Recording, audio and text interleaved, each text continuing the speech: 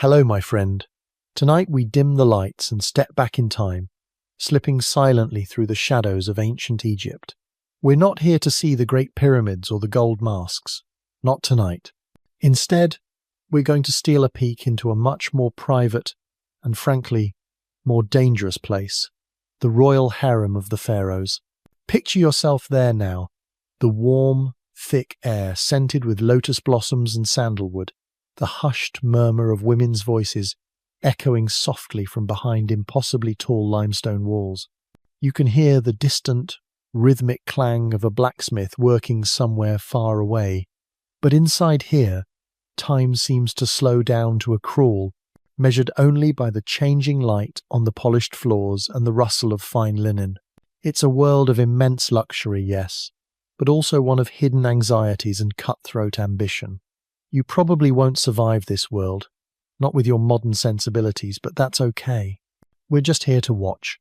So, before you get comfortable, take a moment to like the video and subscribe, but only if you genuinely enjoy what I do here. Feel free to also drop a comment below and let me know where you're listening from and what time it is for you. Now, dim the lights and let's ease into tonight's journey together. Your feet glide silently across the cool, smooth stone floor, a welcome relief from the blistering desert heat outside. You've just passed through the main gate, a heavy wooden thing bound with copper, and now you stand in a world entirely separate from the one you knew. This isn't a single building, but a sprawling compound, a small village really, hidden behind the high walls of the pharaoh's palace.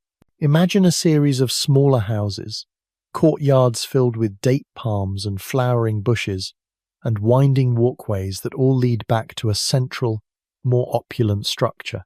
This is the royal harem, a word that probably conjures up images of a sultan's paradise. But here in Egypt, it was known simply as the Ipet Nisut, or the king's personal quarters. It was a place where hundreds of people lived, not just the concubines and royal wives, but their children, their servants, scribes and guards. The air is thick with the scent of 1,000 different lives, a subtle mix of perfume, freshly baked bread, and the sweet smell of figs ripening on the branch. You walk past a group of women, their linen dresses as white and pristine as fresh snow. They're laughing softly as they braid each other's hair, their gold bracelets catching the afternoon sun. They pay you no mind, a ghost in their midst. In this isolated world, your life revolves around the pharaoh, even when he's not here. The pharaoh was a busy man, what with all the conquering and pyramid building, but his influence permeated every aspect of daily life. The harem wasn't just a place for his lovers, it was a self-sufficient economic and social unit. Historians still argue whether the harem was a prison or a sanctuary. For some women, it was a golden cage, a life of endless luxury but with little freedom. For others, it was an escape from poverty or a way to secure a better future for their families. It was a strange mix of both. Think about what it meant to be physically separated from the rest of society. The walls didn't just keep people out, they also kept the women in. You couldn't just pop down to the market for some new sandals, or go gossip with your neighbour outside the walls. Your entire social circle, your entire world, was contained right here. Alliances were made and broken over a shared bowl of food, or a misplaced word. The daily routine was meticulous and unending.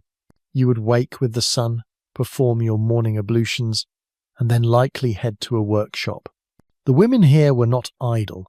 They were constantly at work, weaving fine fabrics, grinding pigments for cosmetics, or preparing food for the massive household.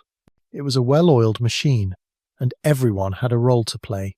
A mainstream historical fact is that the harem was often an economic powerhouse, with its own workshops and farmlands, contributing to the wealth of the royal treasury. They produced everything from fine linens and clothing to perfumes and furniture. It wasn't just a place for women to look pretty. A quirky tidbit is that archaeologists found a specific type of papyrus scroll in the harem quarters, which was essentially a detailed inventory of the various linens and blankets used by the women. It was so specific it included the colour, the weave, and even the name of the woman who used it. Talk about micromanagement. It's hard to imagine in this serene setting that plots and conspiracies could be brewing, but they were. The stakes were high. A son born here could one day become Pharaoh, and the woman who birthed him could become the most powerful woman in the land. The women weren't just waiting around for the king. They were constantly navigating a complex web of power, ambition, and survival, and the walls of the harem were both their protection and their cage. You take a deep breath, the scent of fresh bread and blooming jasmine filling your lungs, and you realize you've only just crossed the threshold. There's so much more to see, and so many secrets hidden behind these beautiful, impassive walls. You're starting to get your bearings, a ghost in this labyrinth of privilege and peril. The day fades, and the courtyards, once bathed in the harsh sun, are now soft with the glow of oil lamps. A different kind of energy fills the air now. You move toward a larger, more imposing building at the center of the complex. This is the royal quarters proper, where the pharaoh would stay when he visited. But tonight, it's quiet. This is where the women's ranks become clearer, the lines of power and status etched not just into their roles, but into the very architecture around them. You see a woman with a gold headband and a dress of the finest pleated linen disappear into a grander dwelling. That, you instinctively know, is no mere concubine. That is a great royal wife, or a secondary queen perhaps. Her position is one of political and religious importance, a partner to the pharaoh in a way the others can never be. She is the sun, and the others, the concubines, are the stars beautiful and many, but forever in her orbit. The concubines, on the other hand, live in smaller but still comfortable houses scattered around the complex. They are still part of the royal family, but their status is conditional. It's a bit like the difference between being the CEO's spouse and being a high-ranking executive. You're both important, but one of you has a very different kind of power. The great royal wife was often the pharaoh's sister or a high-ranking noblewoman, a union meant to solidify the royal bloodline and cement political alliances. Her sons were the only ones guaranteed a shot at the throne. The concubines, by contrast, were often chosen for a wider range of reasons. Some were daughters of minor officials brought in to reward loyalty. Others were foreign princesses, part of diplomatic treaties, a living guarantee of peace between two nations. You see a young woman with darker hair and a differently cut dress. She is probably one of those, a visitor in a strange land. She looks a little lost, a little lonely, and you can't help but feel a flicker of sympathy for her. The process of becoming a concubine wasn't always a grand affair either. It could be as simple as the pharaoh spotting a beautiful girl during a festival and having her brought to the palace.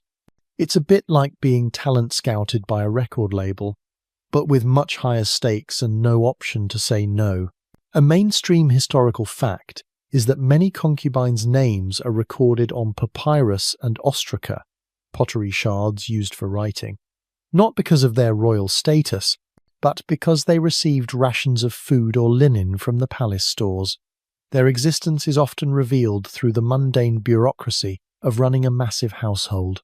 You can practically hear the scribes scratching away, keeping meticulous track of every loaf of bread and every new tunic, each a tiny piece of a concubine's story. Historians still argue whether these women had any real choice in the matter. Were they simply pawns in a political game, or did some of them see this as a chance for a life of unprecedented luxury and influence? It's a complicated question, because for a peasant girl, a life in the harem, even as a concubine, was a massive step up. It meant you were safe, well-fed, and your children would never have to worry about a thing. But it also meant you lost all control over your own life. It's a trade-off many would probably still consider today, for better or worse. A quirky tidbit is that in some periods, a pharaoh's mother, the king's mother, held more political power and influence over the harem than even the great royal wife. She was the one who often decided who the pharaoh would favour, a sort of ancient, all-powerful mother-in-law. It was her job to ensure the smooth running of the household, and you can bet she took that role very seriously. You can almost feel her eyes on you now, a spectral matriarch surveying her domain, an unseen force that everyone had to reckon with. As you wander through the quiet corridors, you realize that the distinction between a wife and a concubine was razor thin in some ways, and vast in others. The great royal wife might get to stand beside the pharaoh in public and in religious ceremonies, but in the private, intimate world of the harem, the concubine held a different kind of power. She had the power of closeness, of quiet influence whispered in the dark, of the kind of affection that can change a man's mind. It wasn't always enough to make her son king, but it was enough to make her an important, if invisible, player in the great Game of Thrones. You see a servant carrying a fresh bowl of figs and honey past you, a small treat for one of the women. The simple luxury of it all, a constant stream of abundance, is staggering. And yet, you know that beneath all that sweetness and comfort, there's a constant hum of tension, a silent competition that never truly ends, not until a new pharaoh is crowned. You watch the servant disappear down a long hallway, and you realize you have only just scratched the surface of this intricate and beautiful world. The next morning, the harem compound awakens with a new energy, a focused hum of activity that you can almost feel in the air. You see women moving purposefully, not just with their daily chores, but in their very presence. This is where the hierarchy truly comes into play. It's not a democracy here. It's a meticulously structured pyramid, and everyone knows their place. At the very top, of course, is the pharaoh's great royal wife, his official queen. Her position is unassailable, a combination of political necessity and religious significance. She is the one who will give birth to the next legitimate heir, the one who will be depicted on temple walls beside the pharaoh himself, an almost divine figure. Her power is institutional, and everyone respects it, even if they don't love her. Her word is law within the harem walls, second only to the pharaoh's. You see her now, a majestic figure with a tall headdress, surrounded by attendants. She doesn't seem to notice you, her gaze fixed on something in the distance.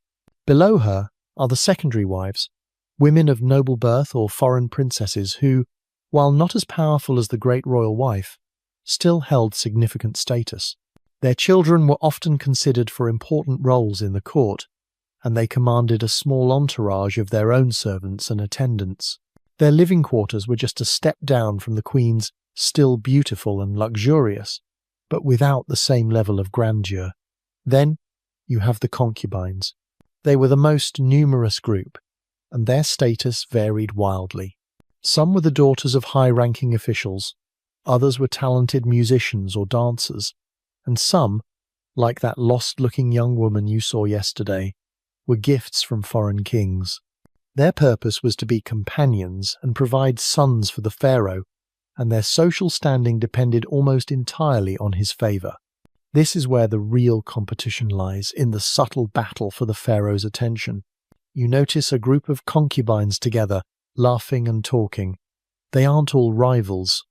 There were strong bonds formed in this place, a kind of sisterhood forged from shared experience and a common dependence on a single man. They had their own social circles, their own friendships, and their own alliances. A mainstream historical fact is that in some periods, the harem functioned like a royal school, where daughters of officials were sent to learn court etiquette, music, and other skills, with the hope that they might catch the pharaoh's eye and improve their family's standing. This makes the harem both a source of potential power and a finishing school for the elite, a strange mix of ambition and education. A quirky tidbit is that the women of the harem were often skilled in the game of senet, a board game that was popular in ancient Egypt and had spiritual significance, with players believing it represented a journey through the afterlife.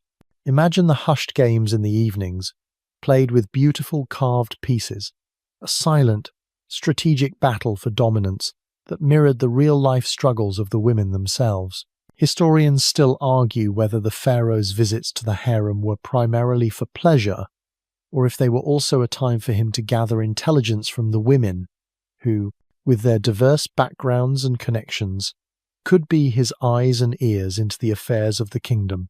It makes you think of all the whispers carried on the wind in these quiet courtyards, all the secrets exchanged over a board game or a shared meal.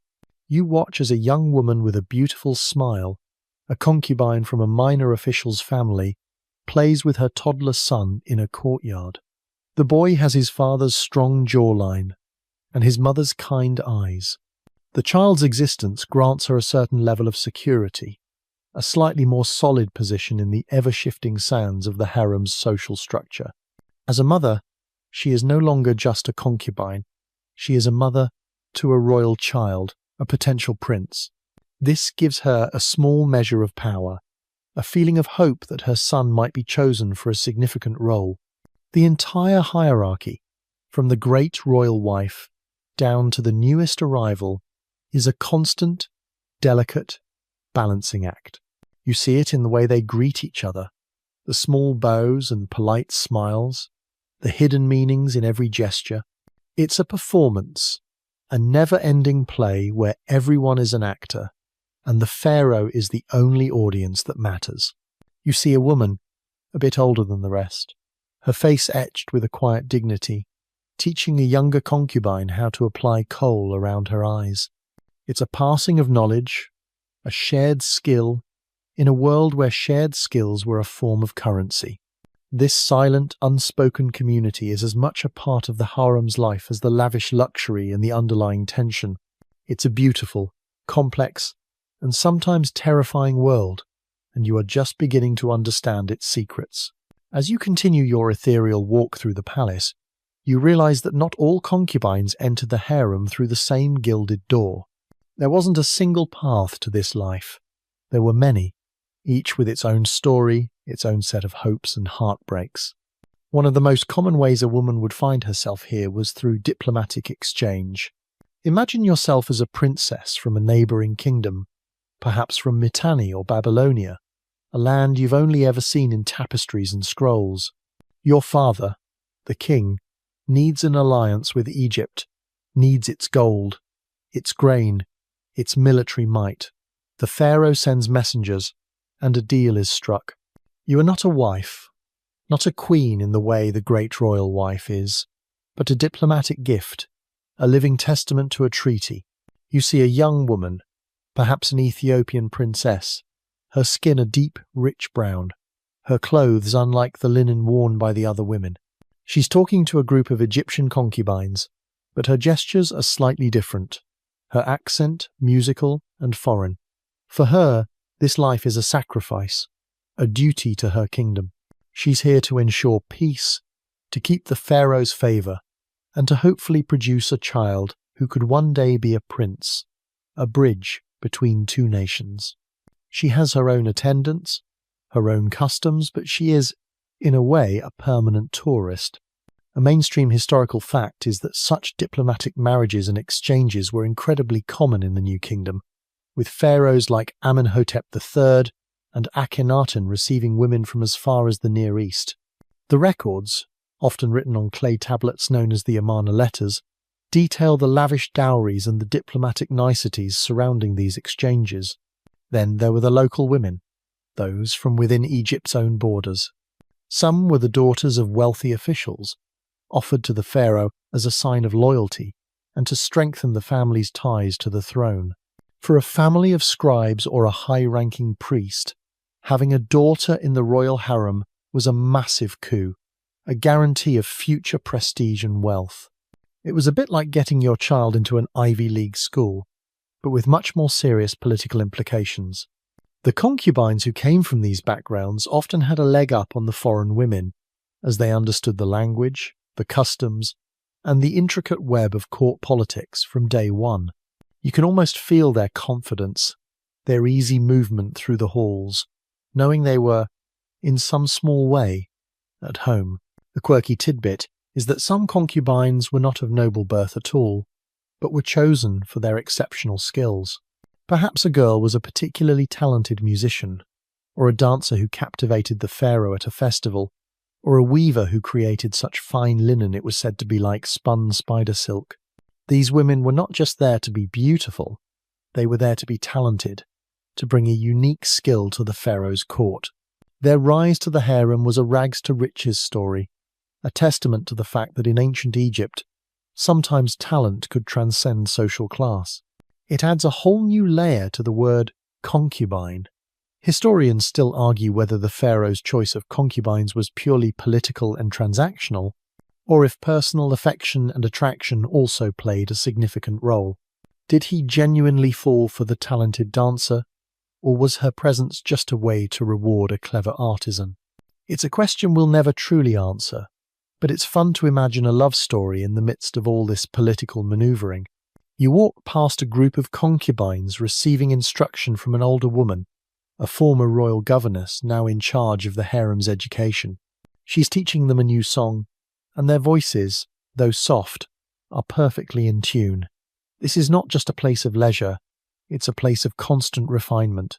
The women were expected to be more than just pretty faces. They had to be intelligent, cultured, and worldly, able to engage the pharaoh and his court on a wide range of topics. Their training would have been rigorous, and it was all aimed at one goal: to be a worthy companion to the most powerful man in the world. It's a stark reminder that even in this life of luxury, you were never truly off duty. You were always, in some way, performing, and the stage was the entire harem. The air in the harem is thick with the scent of myrrh and spiced oils, the fragrance of beauty rituals that are as much a part of life here as the rising sun. You're now watching the concubines as they go through their morning preparations, a meticulous, almost artistic process designed to please a single man.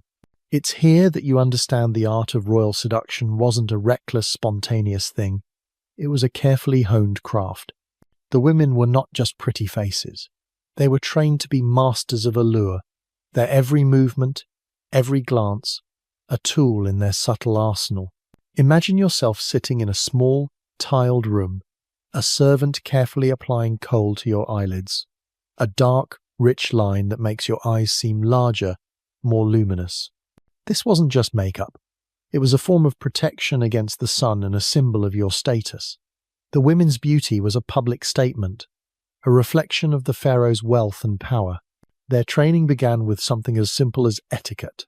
You see a young concubine practicing her walk, her back ramrod straight, her hips swaying just so, a gentle, flowing movement that seems to defy gravity.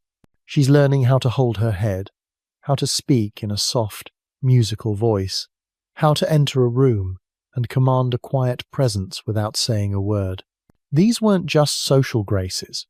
They were a form of non-verbal communication, a way to signal your refinement and your suitability for the pharaoh's inner circle. The teachers were often older, former concubines who had earned their place as instructors, their faces etched with the wisdom of years spent navigating these halls. They taught not just how to be beautiful, but how to be intelligent, and how to carry yourself with a quiet dignity. A mainstream historical fact is that the ancient Egyptians were pioneers in cosmetics and perfumery. They used ingredients like malachite and galena for eyeshadow and eyeliner, and they created complex perfumes from flowers like the lily and the lotus, and resins like myrrh and frankincense. The concubines would have had access to the finest of these products, turning their daily routine into a lavish, sensory experience.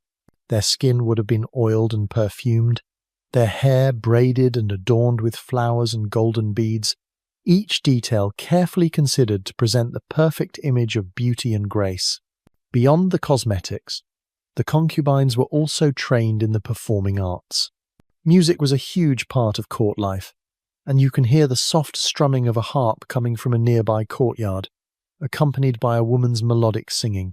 The women were taught to play instruments like the harp, the lute, and the sistrum, a percussive instrument used in religious ceremonies. Dance was another key skill. You watch a group of young women, their bodies flowing and graceful as they move to a slow, rhythmic beat. Their dance is not for the masses.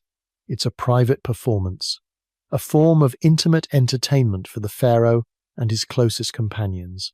It was a skill that could captivate and enthrall, a way to show not just physical beauty but artistic talent as well. A quirky tidbit is that archaeologists have found ancient combs and cosmetic pots with the names of concubines carved on them, a small, personal detail that reminds you these were real women with real lives and real possessions. Historians still argue whether the training in music and dance was purely for the pharaoh's enjoyment, or if it also served as a way for the women to express themselves and find a sense of community and purpose within the confines of the harem. Perhaps it was a bit of both, a way to find joy and connection in a world that was often solitary and isolating. You watch a concubine laugh as she perfects a dance move, and you can see the genuine pleasure in her expression. This wasn't just a duty, it was a passion. The preparation for the pharaoh's arrival was more than just a routine. It was a way of life, a constant, quiet performance that defined their very existence. The expectation was that you were always ready, always beautiful, always prepared to step onto the stage when the curtain was pulled. The training of the concubines wasn't just about beauty and entertainment. It also reached into the deeply spiritual and religious life of ancient Egypt. You find yourself in a quieter part of the harem, a small, enclosed garden filled with papyrus and lotus flowers, where the atmosphere feels more sacred than social. Here, some concubines are not practicing their dance, but are instead engaged in quiet, focused rituals. They are not merely the pharaoh's companions, they are also sisters of the serpent goddess, priestesses in a private, intimate capacity, their roles as vital to the spiritual well-being of the palace as the priests in the great temples.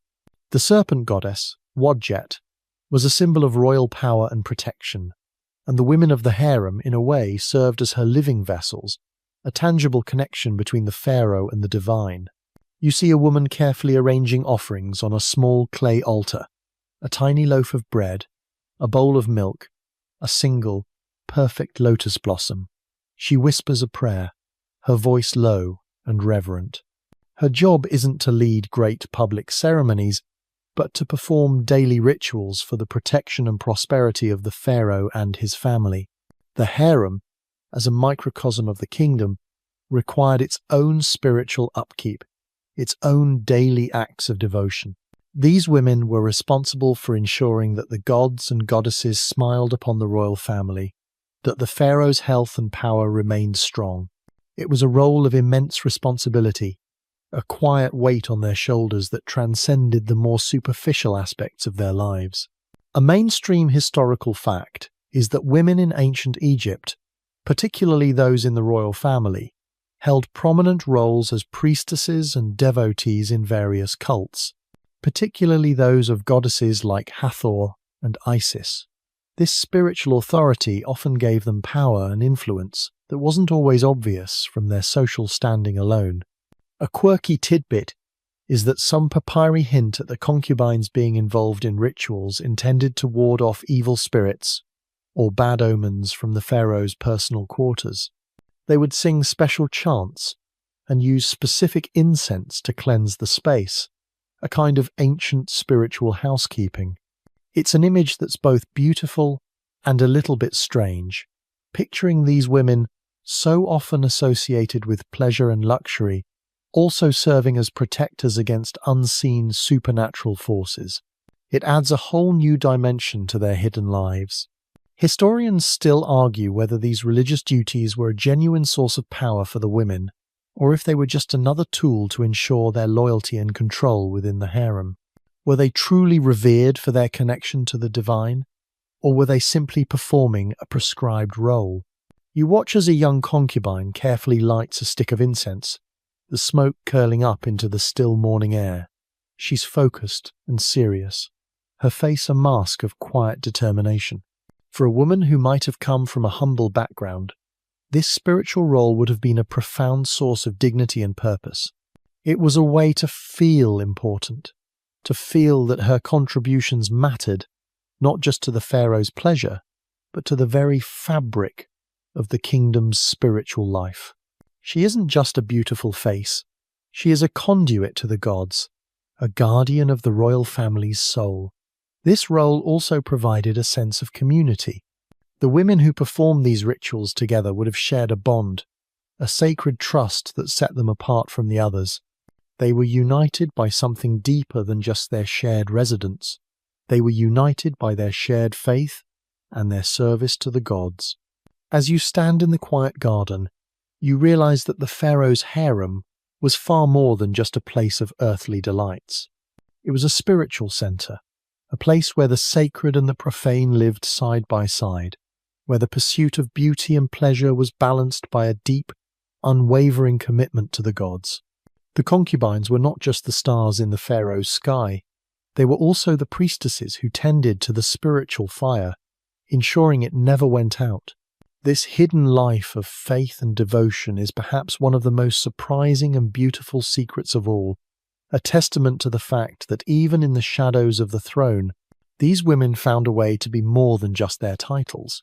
They were the keepers of the king's soul, a responsibility that was both a burden and a profound honor. In the vibrant tapestry of the harem, one of the most significant threads was the presence of children. You walk past a sun-drenched courtyard, where a young boy, no older than 4 or 5, is being taught to write on a wooden tablet by a scribe. The boy's mother, a concubine you saw yesterday arranging offerings, watches from a nearby bench, her face a mix of pride and anxiety. This is a scene repeated countless times throughout the compound, as nurturing the royal heirs was a primary and profoundly serious duty of the women here.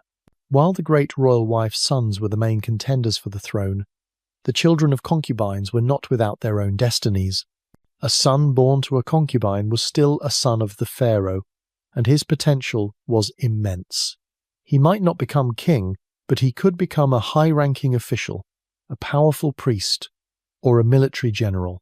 The care and education of these children were meticulously planned. They weren't just left to run wild. They were given the best tutors, the finest food, and a rigorous education that prepared them for a life of service to the crown. The pharaoh took his role as a father seriously, and the children of the harem were his legacy, his future. You see another child, a girl this time, being taught to play the harp by her mother, the same woman you saw dancing.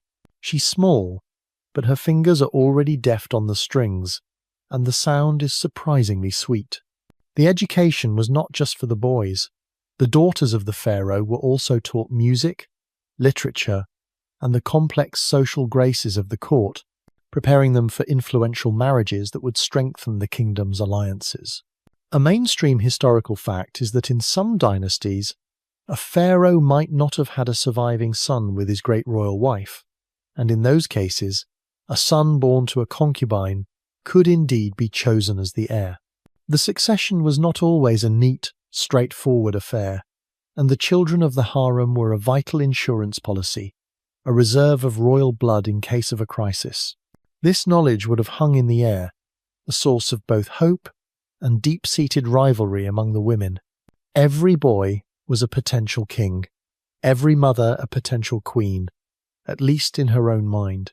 A quirky tidbit is that royal children, including those from the harem, had a unique hairstyle known as the side lock of youth, where a long braid of hair was left on one side of their otherwise shaven head. It was a visual signifier of their status as children of royalty, a look that you see on statues and temple reliefs all over Egypt. Historians still argue whether the pharaoh's love for the children of his concubines was a genuine paternal affection, or if it was more a reflection of his duty to provide a strong pool of potential leaders for the kingdom.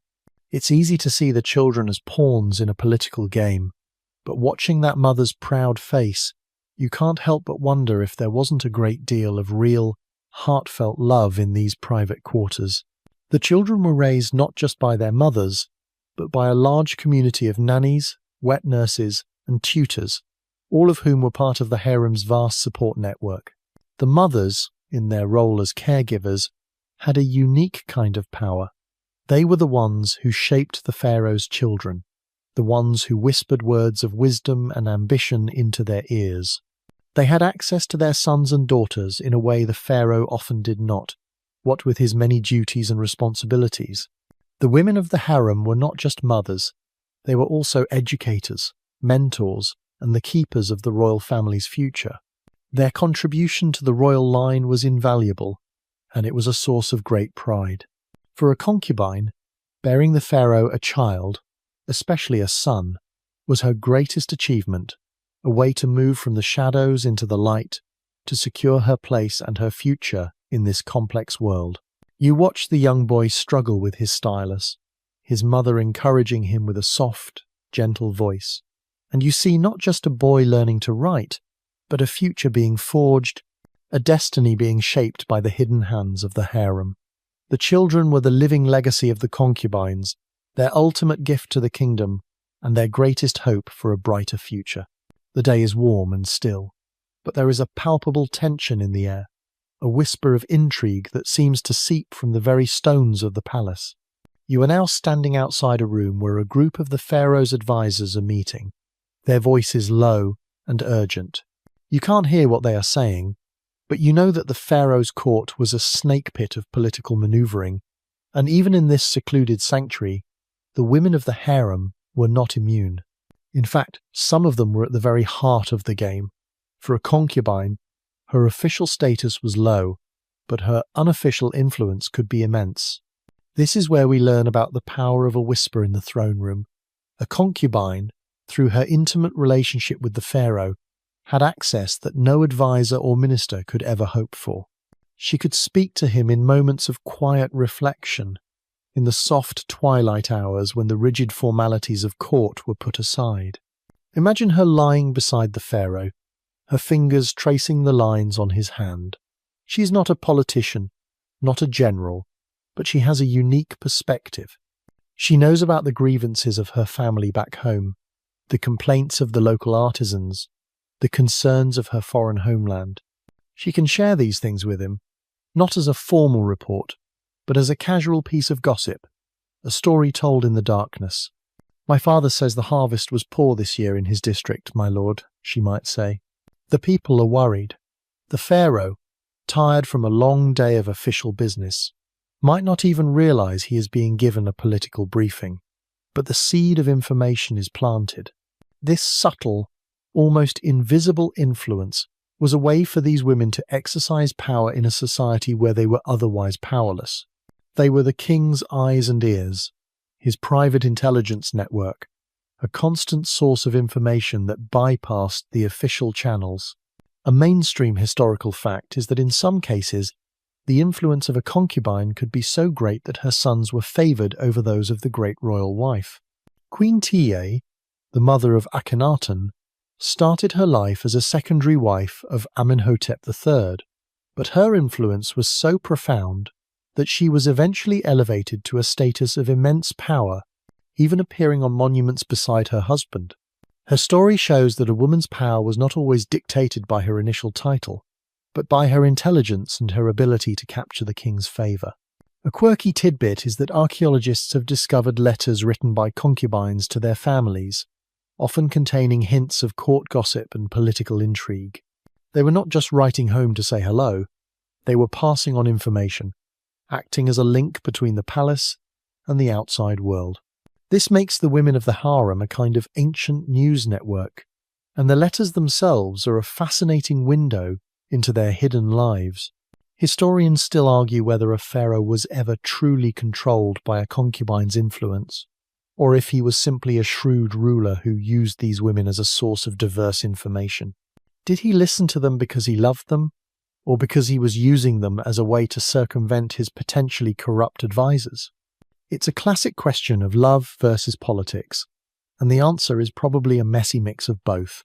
You see a concubine, a quiet, unassuming woman from a minor noble family, sitting in the corner, her fingers busy with a piece of embroidery.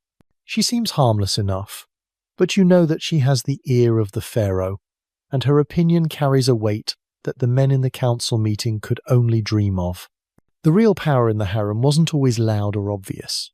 It was often silent, subtle, and profoundly effective. It was in a shared meal, a quiet moment in the garden, a story told in the dead of night. The women of the harem were not just ornaments. They were strategists, and their battlefield was the heart and mind of the most powerful man in Egypt. Their power was not on the scale of armies or grand decrees, but on the micro level, influencing decisions that could change the fate of a family, a village, or even an entire kingdom. You can feel the weight of it all, the unspoken power that hangs in the air, a silent, beautiful, and dangerous thing. As evening descends, a different kind of life begins in the harem. The air, once thick with the industrious hum of the day, now fills with the mouth-watering aromas of a feast in preparation. You are in the heart of the compound's kitchens, a place of organized chaos, where dozens of cooks and servants move with a practiced, efficient grace. The royal harem was not just a residence, it was a self-sufficient community, and at its heart was the production and consumption of a truly staggering amount of food. This is where you get a taste of the culinary arts of the court. The diet was a testament to the kingdom's wealth and agricultural abundance, and for the concubines, every meal was a reminder of their privileged status. Imagine the scene: large clay ovens where bread is being baked in dozens of different shapes and sizes, from simple loaves to elaborate, braided bread for a special occasion. Nearby, cooks are butchering ducks, geese, and prime cuts of beef, all destined for the pharaoh's table and the tables of the women and their children. The air is heavy, with the scent of roasted meat, a sharp contrast to the sweet floral perfumes of the daytime. You see bowls piled high with fresh figs, dates, pomegranates, and grapes, a cascade of colour that seems almost too beautiful to eat. These weren't just everyday fruits. They were symbols of fertility and prosperity, and their presence here was a constant, joyous reminder of the abundance of the Nile. A mainstream historical fact is that the diet of the ancient Egyptian elite was incredibly diverse and rich, far beyond the barley and beer that sustained the common people. They enjoyed a wide variety of meats, including gazelle and oryx, and their diet was rich in honey, a key sweetener. They also had access to a surprising variety of vegetables and herbs, which they used to flavour their dishes. For the concubines, this meant a life of culinary pleasure, where every meal was an experience to be savoured. A quirky tidbit is that archaeologists have found ancient recipes inscribed on papyrus and ostraca, detailing how to prepare specific dishes, including elaborate cakes and rich, spiced stews. These recipes often call for ingredients like cinnamon and other imported spices, a sign of Egypt's vast trade networks.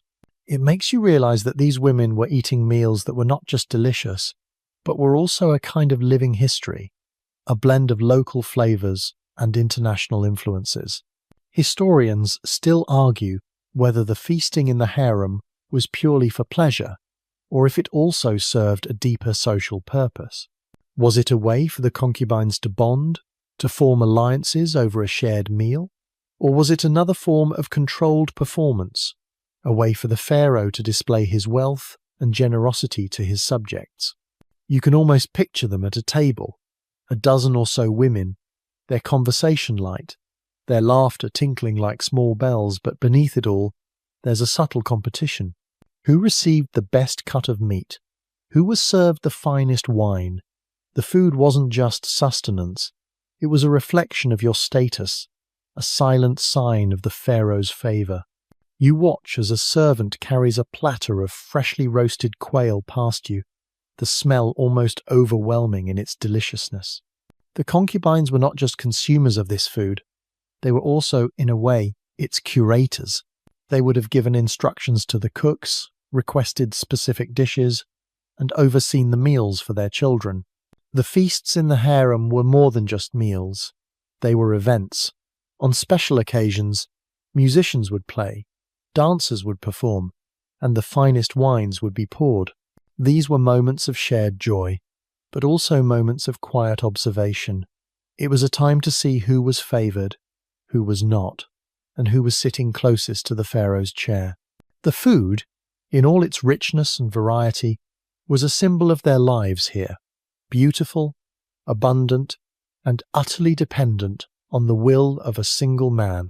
The women here were not just eating, they were performing a kind of beautiful, edible theatre. The kitchen, with its heat and its aromas, was the backstage, a place where the real magic happened, and you are just a silent witness to it all. The next morning, you find yourself in the textile workshops, a bustling, vibrant corner of the harem, where the clatter of looms and the chatter of women fill the air. The pharaoh's concubines were not just adorned in fine things, they were surrounded by the very people who made them. This is where you get a sense of the sheer artistry and effort behind the textiles and royal threads that defined the look of the ancient Egyptian elite. The quality of the linen was a direct reflection of your status, and the women of the harem wore the very best. Their dresses were not just simple garments, they were complex creations of fine pleated linen, so sheer they were almost transparent, their folds and drapes a testament to the weaver's skill. Imagine watching a weaver at her loom, her fingers moving with a practiced, almost magical speed, pulling threads of pure white linen into a delicate, airy fabric. The process was painstaking, and the finest linens were said to be as light as a whisper. These weren't mass-produced clothes. They were works of art, custom-made, for the women of the court.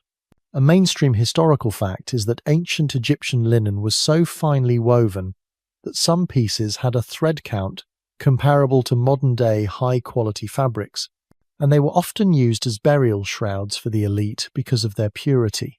The concubines would have had an entire staff of weavers and seamstresses dedicated to their wardrobes, ensuring they were always dressed to impress. The clothes were just the beginning. The women of the harem were also adorned with elaborate jewellery and cosmetics. You see a woman, her fingers nimble, applying kohl to her eyes from a small, beautifully carved ivory pot. Another is carefully braiding a fellow concubine's hair, weaving in a series of golden beads and fresh lotus blossoms. A quirky tidbit is that the ancient Egyptians believed that jewellery was not just for decoration, but also had protective properties. A bracelet in the shape of a scarab beetle, a symbol of rebirth, was thought to bring good luck, while a necklace with a falcon's eye, the Eye of Horus, was a powerful amulet against evil. The concubine's jewellery, therefore, was not just a display of wealth.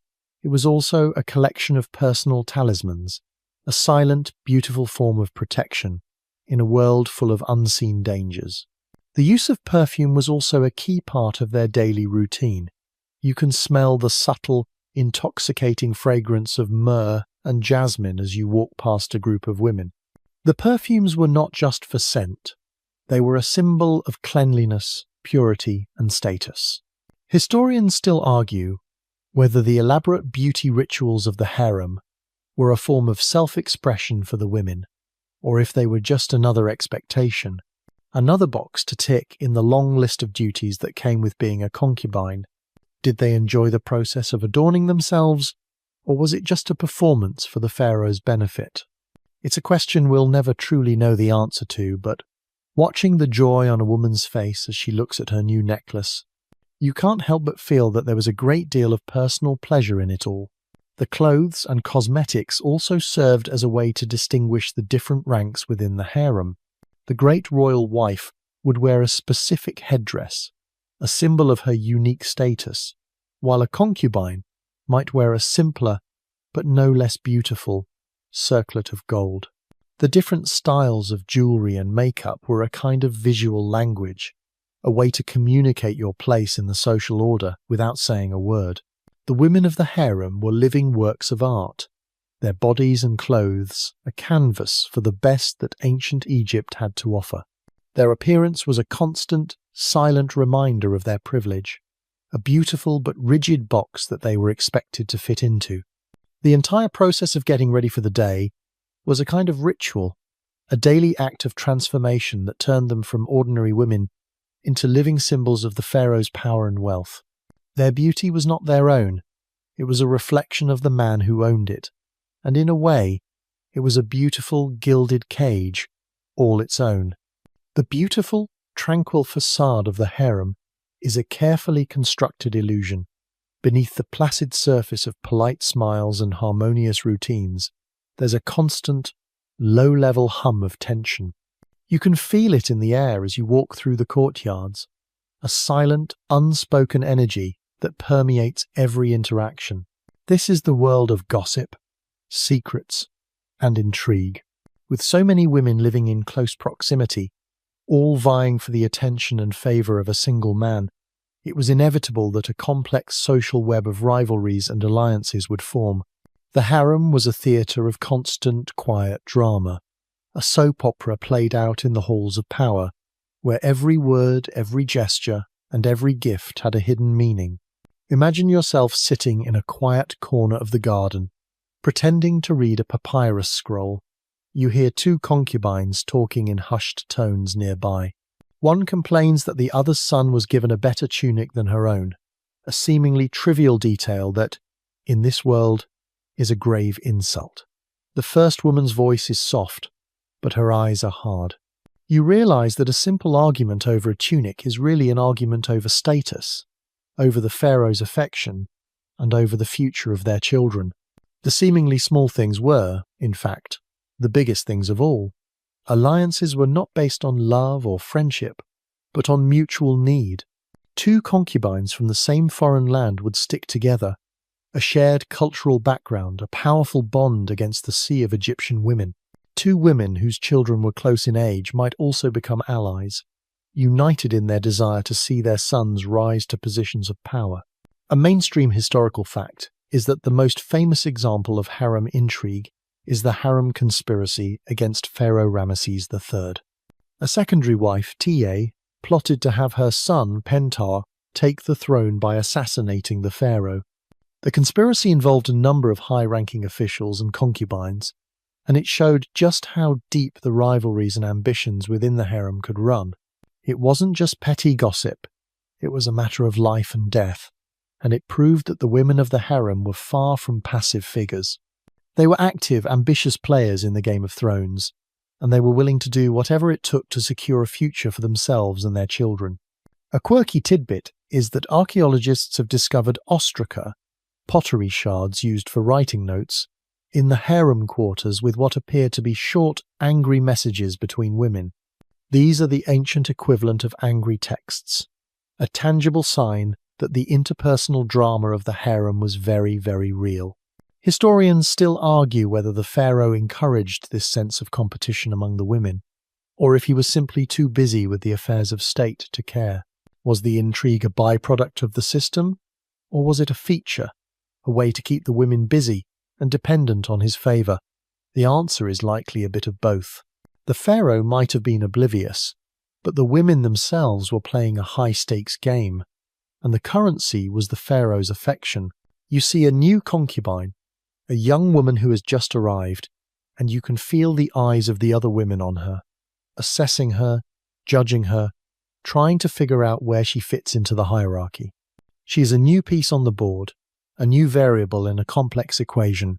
Will she be a threat, an ally, or just another pawn to be used and discarded?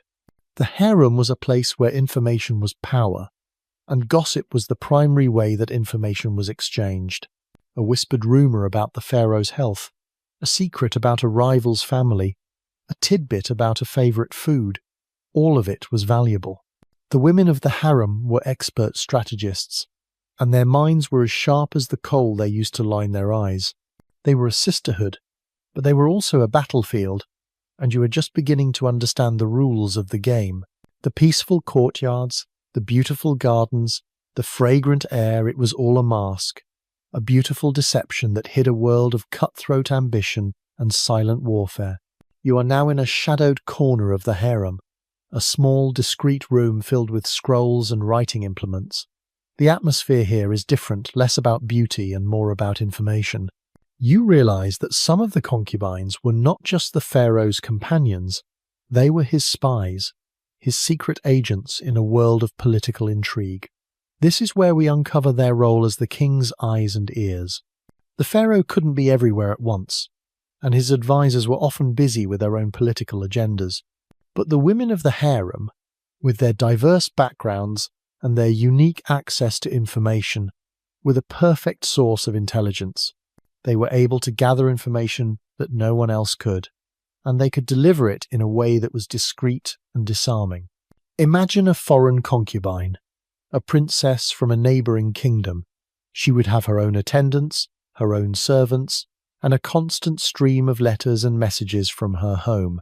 While her official duty was to represent her people, her unofficial duty could have been to pass on information about the political climate, the mood of the people, and the intentions of her father, the king.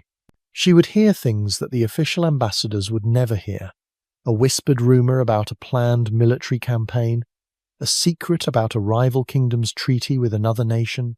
She could then, in the privacy of her quarters, or in the intimacy of a shared meal with the pharaoh, pass on this information as a casual piece of news. "My father is building a new fort on the border, my lord," she might say.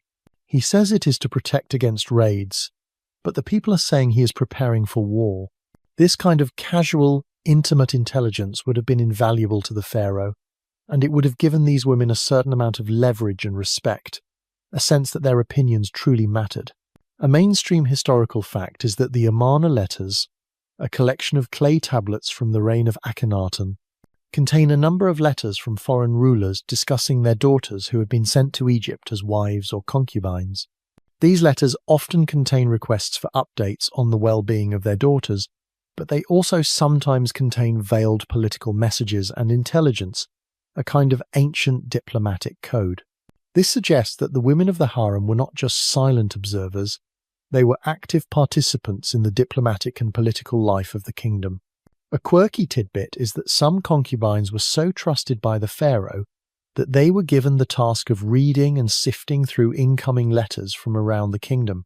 They would act as a kind of royal filter, a first line of defense against misinformation and propaganda. This would have given them an incredible amount of power, as they could choose what to emphasize, what to downplay, and what to hide from the pharaoh. Historians still argue whether the women who served as informants were acting out of loyalty to the pharaoh, or if they were doing it out of a more self-serving ambition, a way to secure a better future for themselves and their children. It's hard to imagine that they were doing it out of a purely patriotic duty. It was more likely a complex mix of loyalty, fear, and ambition. You can almost feel the weight of the secrets in this room, the unspoken words and hidden agendas that passed through here every day. The concubines were not just beautiful faces, they were also a kind of ancient NSA, a powerful intelligence, gathering network that helped the pharaoh keep his kingdom safe and his enemies at bay. Their influence was not overt, it was subtle, a whisper in the throne room, but it was just as effective as any army or advisor. Their lives were a constant balancing act between being a source of pleasure and a source of intelligence, and the women who could master both were the ones who truly thrived. The trust they held from the pharaoh was their greatest currency, and it was a trust they had to earn every single day. The concubines were not just pawns in the game, they were a secret weapon, and their hidden lives were as much about politics as they were about pleasure. The beauty and grace of the harem were a delicate facade, one that relied on the constant good health of its inhabitants. You're now in a quieter, more utilitarian part of the compound, a small garden filled with medicinal herbs and a room with shelves full of clay pots and jars. This is the infirmary, and it's where you get a glimpse into the medical care and ancient remedies that kept the women of the harem healthy. In a time before modern medicine, health was a constant concern, and the women here had access to the best care that the ancient world could offer. The well-being of the concubines and their children was a top priority, not just for humanitarian reasons, but because a healthy harem was a symbol of a prosperous and stable kingdom. Imagine watching a skilled healer, a woman who has likely been trained from childhood in the art of herbal medicine, carefully grinding a plant with a mortar and pestle. The air is thick with the scent of mint, chamomile, and other unfamiliar herbs. She is preparing a paste to soothe a concubine's headache, a common ailment in a world of limited ventilation and constant stress. The remedies were a mix of practical application and spiritual belief. They used herbs for their known properties, but they also believed in the power of incantations and prayers to ward off illness. A mainstream historical fact is that the ancient Egyptians were incredibly advanced in their medical knowledge, with specialized doctors for different parts of the body. They performed surgeries, set broken bones, and had a sophisticated understanding of anatomy, all of which would have been available to the women of the harem. A quirky tidbit is that archaeologists have discovered a number of medical papyri from ancient Egypt that contain recipes for remedies for a wide range of ailments, from upset stomachs to gynecological issues. Some of these papyri, like the Ebers papyrus, also contain incantations and magical spells alongside the medical instructions, a testament to the belief that healing required both a physical and a spiritual approach. The women of the harem would have had access to this knowledge, either directly from the doctors or from their own healers within the compound. The most critical part of their medical care, however, was likely childbirth. A successful birth was a cause for celebration, as it secured the future of the royal line and the status of the mother. Midwives would have attended the births, and the women would have had access to the best care possible to ensure a safe delivery for both mother and child. Historians still argue whether the medical care available to the women of the harem was a sign of genuine concern for their well-being, or if it was just another way to control their bodies and their reproductive cycles. Was the focus on health a way to ensure that they could produce as many children as possible for the pharaoh, or was it a true form of care and compassion? The answer is probably a messy combination of both. The women would have been grateful for the care, but they would also have been aware that their value was tied to their ability to produce heirs. You watch as the healer applies the herbal paste to the concubine's forehead, her touch gentle and reassuring. The concubine's eyes are closed, a look of peace on her face. For all the rivalry and intrigue of the harem, there was also a great deal of shared experience and support. The women would have looked after one another, offering remedies and emotional support in times of illness. They were a community, and in moments of vulnerability, those bonds would have been a lifeline. The infirmary was a place of quiet compassion, a sanctuary from the political dramas and the social hierarchies, a place where all that mattered was the simple human need for comfort and healing. The women of the harem were not just beautiful objects, they were also human beings, and like all human beings, they got sick, they got hurt, and they needed care. The medical care and ancient remedies of the harem were a testament to that simple, universal truth. The peaceful quiet of the harem is shattered by a sudden, jarring change in atmosphere. Whispers grow louder, faces are pale, and a sense of unease spreads through the courtyards like a brush fire. You are now a witness to a moment of high drama, a direct consequence of the political undercurrents we've been exploring. This is the price of a scandalous plot, a real-life event that shows just how dangerous and high-stakes life in the harem could be. The event is one of the most well-documented cases of royal conspiracy in ancient Egyptian history, a conspiracy that centered squarely in the heart of the royal harem. We are, of course, talking about the harem conspiracy against Pharaoh Ramesses III, one of the most powerful rulers of the New Kingdom. A secondary wife, Ta, was not content with her place. Her son, Pentaur, was not the heir apparent, and she wanted more for him. She hatched a plan, a devious plot to assassinate the pharaoh and place her own son on the throne. The conspiracy involved not just the women of the harem, but also high-ranking officials and servants, a web of betrayal that reached deep into the palace. Ta and her co-conspirators used magic, a serious crime in ancient Egypt, to try and weaken the pharaoh and his guards. They made wax figurines and cast spells, believing they could control the king's fate. A mainstream historical fact is that the conspiracy was eventually discovered, and the plotters were brought to trial. The details of the trial are preserved in the judicial papyrus of Turin, a document that gives us a chilling, step-by-step account of the investigation and the punishments. The plotters were found guilty, and their sentences were swift and brutal. Some were forced to commit suicide, a more honourable death than public execution. Others were mutilated, their noses and ears cut off, and then left to live in shame. Ta, the mastermind, was likely forced to take her own life, and her son Pentaur was also condemned. The pharaoh himself was also either killed or gravely wounded in the attack, a testament to how close the conspirators came to succeeding. A quirky tidbit is that the official court scribes, in a rare act of ancient censorship, refused to write the names of the conspirators in the papyrus, instead using pseudonyms. They called Pentawer Bintawer, which means he who should not be named, a kind of ancient curse on his memory.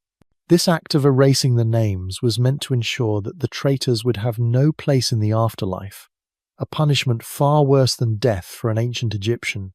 The detail shows just how seriously the Egyptians took the concept of eternal damnation for traitors. It's natural to contemplate the motivations of these women. Was TA driven by a genuine love for her son, a mother's ambition to see him rise to power?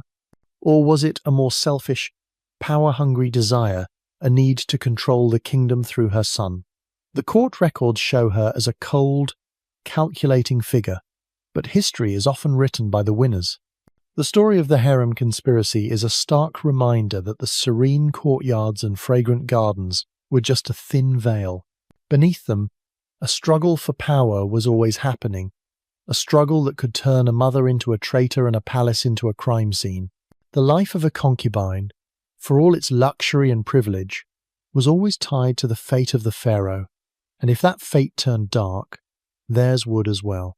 The story of TA is a cautionary tale, a brutal lesson that in the Game of Thrones, you either win or you pay the ultimate price.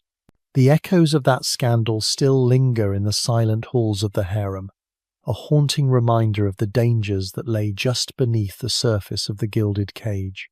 After the shock of the conspiracy, the harem returns to a semblance of its former tranquility, though a lingering tension remains in the air. You're in a private, sunlit room, where a concubine is carefully reading a scroll, a small smile on her face. This is where we learn about a more intimate, and often more personal, side of the harem life, the world of letters from a loved one. While we've spoken about the political correspondence that flowed in and out of the palace, there was also a deeply personal form of communication that kept the women of the harem connected to their families and their past lives. For a woman who was a diplomatic gift from a foreign king, a letter from her father was a lifeline, a tangible link to a home she might never see again. For a woman from a local noble family, a letter from her mother would have been a source of comfort, gossip, and news from the outside world. You see the woman now, her fingers tracing the hieroglyphs on the papyrus, the ink still a faint black. The letter is not about politics or court intrigue. It's about the birth of a new niece, the harvest back home, and a favourite childhood dog that is getting old.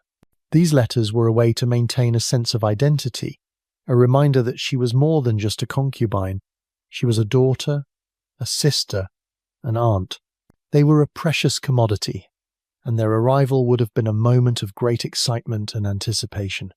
The letters and gifts were a form of currency, a way for the families to show their continued support for their daughter and her children, a way to remind the pharaoh that she was not just an isolated piece of property, but a part of a larger, powerful family. A mainstream historical fact is that the ancient Egyptians were prolific writers, and letters, both formal and informal, were a common form of communication. Archaeologists have discovered thousands of these letters, written on papyrus or pottery shards, that give us a window into the daily lives of people from all social classes. The letters from the harem would have been particularly interesting, as they would have been a blend of private family news and veiled court gossip. The women would have had a specific scribe to write and read their letters, a trusted servant who could be relied upon to keep their secrets. A quirky tidbit is that some of the letters from concubines to their families contain requests for specific, beloved items from home, like a particular type of sweet date, a favourite piece of jewellery, or even a specific cosmetic. It's a small, human detail that reminds you that for all their luxury, they still longed for the simple comforts and memories of their past. These requests would have been met with great care by their families, as it was a way to stay in the pharaoh's good graces. One might question whether the pharaoh monitored all the correspondence that entered and left the harem. Was it a form of surveillance? A way to keep tabs on his concubines and their families? Or was it a genuine allowance for their emotional needs? It is a complex issue. While it is likely that the letters were screened by a royal scribe, it is also likely that the pharaoh understood the importance of these connections for the mental well-being of his women. A happy concubine was a loyal concubine, and allowing them to stay in touch with their families was a small price to pay for that loyalty. The arrival of a letter would have been a moment of both joy and sadness, a reminder of the life they left behind and the one they now led. The gifts that accompanied these letters, perhaps a beautiful woven basket or a small, hand-carved amulet, were a tangible sign of love and support. They were not just things, they were a lifeline, a connection to the world outside the gilded cage, and a reminder that their lives, though hidden, were still a part of a larger, vibrant world. The letters and gifts were a beautiful, fragile bridge between two worlds, and the women of the harem held on to them with a fierce, quiet devotion. The death of a pharaoh was not just a national event, it was a seismic shift within the world of the harem. You're now witnessing the aftermath, the palpable stillness that follows a storm. The pharaoh is gone, his body prepared for its journey to the afterlife, and the women of his harem are left to navigate a new, uncertain future. This is where we explore life after the pharaoh's death, a period of profound transition and potential upheaval. Their status, once tied directly to the living king, now hangs in a delicate balance, subject to the whims of the new pharaoh and the great royal wife, who would now likely hold even more power. The harem, once a vibrant hub of life, becomes a place of quiet reflection and strategic planning.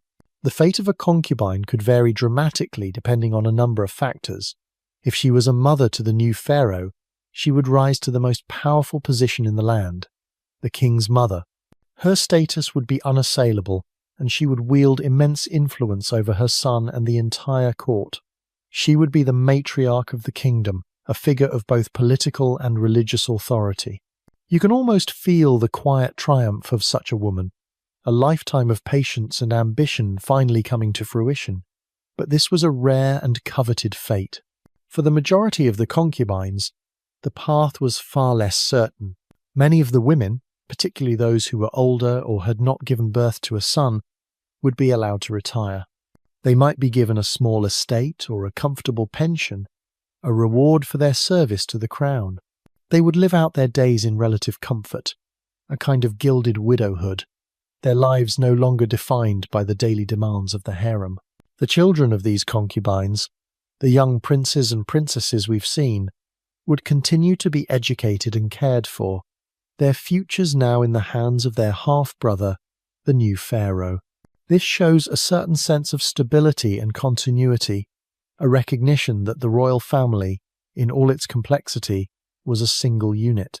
A fascinating detail from historical records is the mention of some concubines being placed in the service of the new pharaoh's mother or other high-ranking queens, acting as their personal attendants and companions.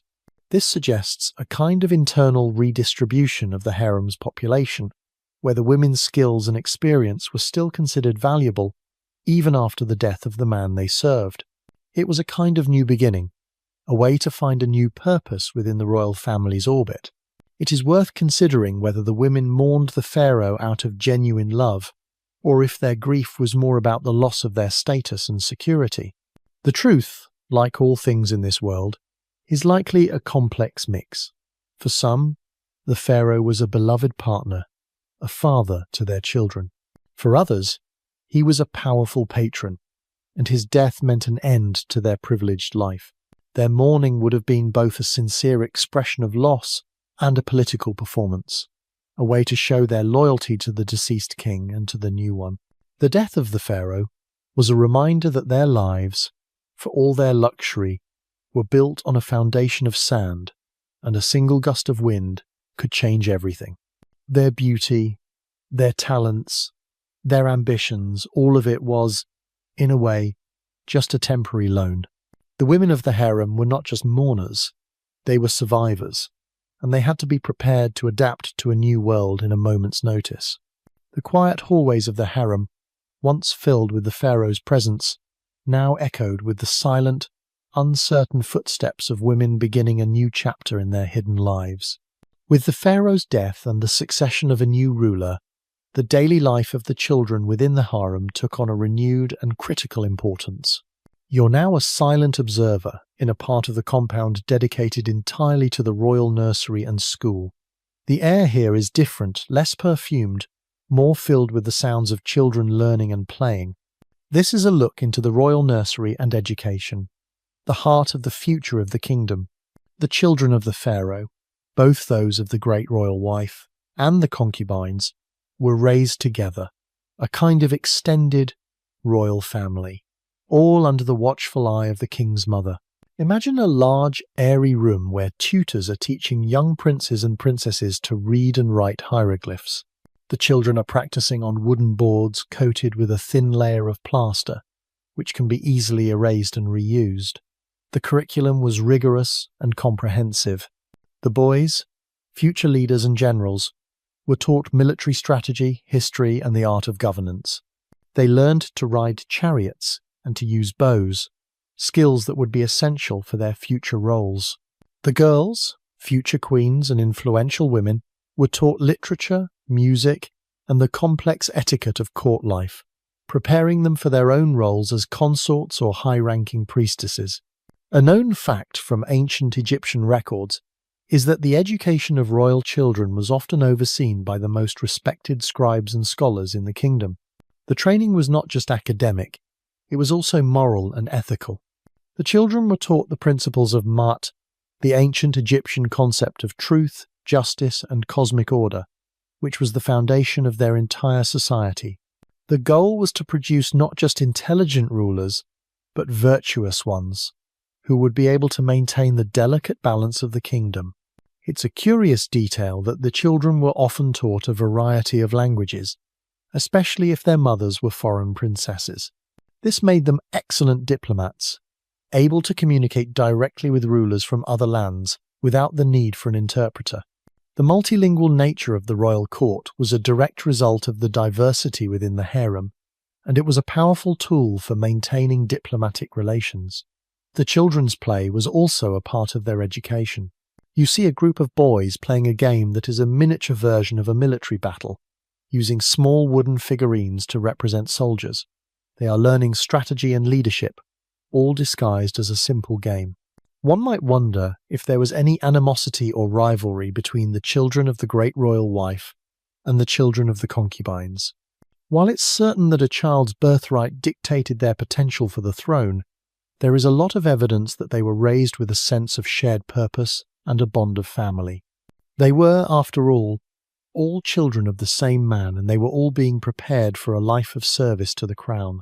The nursery was a place where a future king might have played with a future general, a future priestess, or a future diplomat, all of them connected by blood and by their shared experience in the royal harem.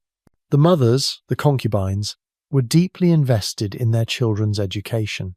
They would have spent hours with them, helping them with their lessons and encouraging them to excel. For a mother, her son or daughter's success was her own success, a way to secure her place and her legacy in the kingdom. The education of these royal children was a quiet but powerful force, a testament to the wisdom and foresight of the ancient Egyptians. The nursery was not just a place for children, it was the foundation of the kingdom, the place where the future was being taught to read, to write, and to rule. The echoes of their lessons and laughter still seem to linger in the air, a beautiful, hopeful sound that reminds you that for all the intrigue and drama, the harem was also a place where a nation's future was being nurtured. You're now moving beyond the harem walls, a rare journey that shows you another, less common side of the concubine's life. You are a silent observer in a massive caravan, a spectacle of dust and gold travelling through the desert. The air is hot and dry, and the rhythmic plodding of donkeys and the rumble of chariot wheels are the only sounds you can hear. This is the life of the Pharaoh's travelling companions, a select group of concubines who were chosen to accompany the king on his diplomatic journeys and military campaigns. For these women, life was not just confined to the palace walls. It was a life on the move, a constant change of scenery that was as exciting as it was demanding. Imagine being one of these women. You're no longer in the familiar courtyards of the harem, but in a world of tents and campfires. Your daily routine is dictated by the sun and the needs of the army. You are a living testament to the pharaoh's power, a beautiful ornament in a world of dust and swords. Your role is to provide comfort, companionship, and a sense of normalcy in the chaos of a military camp. You would have had your own tent, your own attendants, and a life of relative luxury even on the move. Your presence would also serve a strategic purpose. A pharaoh travelling with his concubines showed a certain level of confidence and security, a sign that he was not worried about being attacked. It was a kind of psychological warfare, a way to show his enemies that he was so powerful he could bring his personal life with him to the battlefield. A documented aspect of ancient Egyptian history is that royal women, including some secondary wives and concubines, are mentioned in military records and tomb inscriptions as having travelled with the pharaoh. Their presence was a way to maintain the royal household and to ensure that the pharaoh's personal needs were met, even on a long and arduous campaign. Their journey would have been a massive undertaking, requiring a huge retinue of servants, cooks, and guards to ensure their safety and comfort. It was a testament to the organisational power of the Egyptian state that such a thing was even possible. It's an interesting detail that the presence of concubines on these journeys was a way for the pharaoh to reward them for their loyalty and their service. It was a sign of great favour, a way to show them that they were special. It would have been a chance for a concubine to see the kingdom beyond the palace walls, to meet new people, and to experience a world that was completely different from the one she knew. For a foreign concubine, it might have been a chance to see a part of Egypt that was similar to her homeland, a comforting reminder of what she left behind. It was a kind of a grand tour, a reward for their service. One might question if these journeys were as luxurious as they seemed, or if they were also filled with danger and discomfort. While they would have been provided with the best of everything, a long journey in the desert was never easy. The heat, the sand, the dust, and the ever-present threat of attack would have made it a difficult life. The women who were chosen for this role would have had to be tough, resilient, and adaptable. They were not just beautiful faces, they were survivors, able to thrive in a world that was constantly changing. Their presence on these journeys was a silent, beautiful form of soft power, a way for the pharaoh to project his influence and his wealth to the world. Their lives were a paradox. They were confined to a tent, but they were seeing more of the world than most Egyptians would ever see in their lifetimes.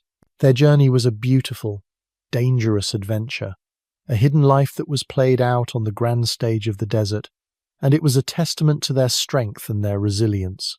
The life of a concubine was not always a matter of grand political gestures or military campaigns. For many, their stories are woven into the more subtle fabric of international diplomacy and trade. You are now a silent witness to a scene that would have been common in the harem, a private meeting between a concubine and a royal scribe. The concubine is a princess from a foreign land, a woman whose entire existence in Egypt is a pledge of peace.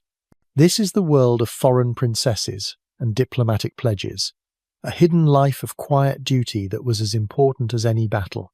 This woman, a daughter of a king from a distant land, was a living treaty. Her presence in the harem was a sign of a strong alliance between her homeland and Egypt. She was not just a concubine, she was a political pawn, a symbol of a promise. Her every action, her every word, was watched and interpreted by both her homeland and the Egyptian court. She was a bridge between two cultures, and her life was a constant balancing act between her loyalty to her own people and her duty to her new home. She would have brought with her a retinue of her own servants and advisors, a small piece of her homeland that she carried with her. These people would have been her connection to her past, a source of comfort in a world that was entirely alien to her. It's a well-documented aspect of ancient history that diplomatic marriages and exchanges were a cornerstone of foreign policy in the ancient Near East. The Amarna letters, a collection of diplomatic correspondence, are filled with requests for and from foreign princesses who were sent to Egypt as wives or concubines. These letters often contain discussions about the princess's dowry, her comfort, and her children. They show a clear understanding that the women were more than just people. They were assets, and their well-being was a matter of state. For a foreign princess, life in the harem was a trade-off. She had to leave her home and her family, but in return, she and her family gained immense power and prestige from their connection to the most powerful man in the known world. Her children would be of royal blood, and her homeland would be protected by the might of the Egyptian army. It's interesting to note that these women often struggled with the culture shock of their new lives. They had to learn a new language, new customs, and a new religion. Their names were often changed to more Egyptian-sounding names, a symbolic act of their assimilation into the royal family. For some, this was a great honor. For others, it was a painful reminder of the loss of their identity. The pharaohs, to their credit, seem to have been aware of this. There are records of pharaohs sending gifts to the families of these foreign princesses, and of allowing them to continue to practice their own customs and worship their own gods. It was a small concession, but it was a sign of respect and an acknowledgement of the sacrifices these women made. One could ask whether these women were ever truly happy in their new lives. Were they able to find love and companionship in the harem? Or were they forever lonely, forever outsiders? The records are, of course, silent on such matters, but the fact that they are mentioned in so many diplomatic letters and in historical records suggests that they were more than just footnotes. They were important players in the great game of nations, and their hidden lives were a testament to the power of peace and diplomacy. Their existence was a beautiful, living symbol of a promise that was held in a single, beautiful person, and they carried that weight with a quiet dignity. Their lives were a silent, continuous act of service, and they were the hidden hands that helped keep the peace between nations. Beyond the political and personal dramas of the harem, there was a vast, unseen economic engine that kept the entire community running. You are now a silent guest in the financial heart of the compound, a large storeroom filled with jars of grain, rolls of linen, and an intricate system of ledgers and scrolls. This is a look into the economic power of the harem, a reality that a concubine's life was not just about luxury, but also about management and wealth. The harem was not a drain on the pharaoh's resources. It was a productive, self-sufficient entity that contributed to the royal treasury and the overall wealth of the kingdom. The women, particularly the high-ranking concubines and the king's mother, managed this vast economic enterprise with an unseen hand. The harem had its own lands, its own workshops, and its own staff of workers. The women oversaw the production of a wide range of goods, from fine linen and clothing to furniture and pottery. They managed the harvest of grain from their lands and the raising of livestock. The income from these activities would have been used to fund the day-to-day operations of the harem, to pay the salaries of the servants and the tutors, and to purchase the luxury goods and exotic spices that we've seen. This gave the women of the harem a certain amount of financial independence and power, a reality that is often overlooked in popular depictions of their lives. An established fact from archaeological discoveries is that many of the estates and properties of the harem were managed by the women themselves. Documents from tombs and papyri show that the women of the royal family, including concubines, were often listed as the owners of large tracts of land and other properties. This ownership gave them significant wealth and influence, and it meant that they were more than just dependents of the pharaoh. They were also powerful landowners and businesswomen in their own right, a quiet but powerful force in the ancient Egyptian economy. It's a small but telling detail that the concubines and their children were often given their own separate allowances and rations from the royal stores, which were carefully tracked by the palace scribes. This system of individual accounts shows a remarkable level of organization and a recognition of the women's individual statuses within the harem. It meant that a concubine's wealth was not just a part of the pharaoh's, it was her own, a tangible sign of her importance and her success in the court. One might wonder if this economic power gave the women a sense of freedom, a way to escape the confines of their position. While they were still bound by the rules of the harem, their wealth gave them a certain amount of leverage and a way to secure a better future for their children. A wealthy concubine could ensure that her son received the best education and was placed in a good position in the court. She could use her money to build alliances and to buy the loyalty of powerful officials. This economic power was a silent weapon, a way to play the Game of Thrones on her own terms. The women of the harem were not just passive consumers of luxury, they were also producers of wealth and managers of a vast and complex economic enterprise. Their hidden lives were as much about business and finance as they were about beauty and intrigue, a testament to their intelligence and their resilience in a world that was often hostile to women in power. The storerooms, the ledgers, the sound of looms in the workshops, it all tells a story of a hidden world of economic power and feminine influence, a story that is as rich and complex as the women who lived it. The rhythmic hum of the looms and the clatter of tools continue, but now you find yourself in a different kind of workshop, a quieter, more personal space. Here, the focus isn't on mass production, but on individual expression. You are watching a concubine, her face serene with concentration, as she paints a small pottery jar with intricate designs.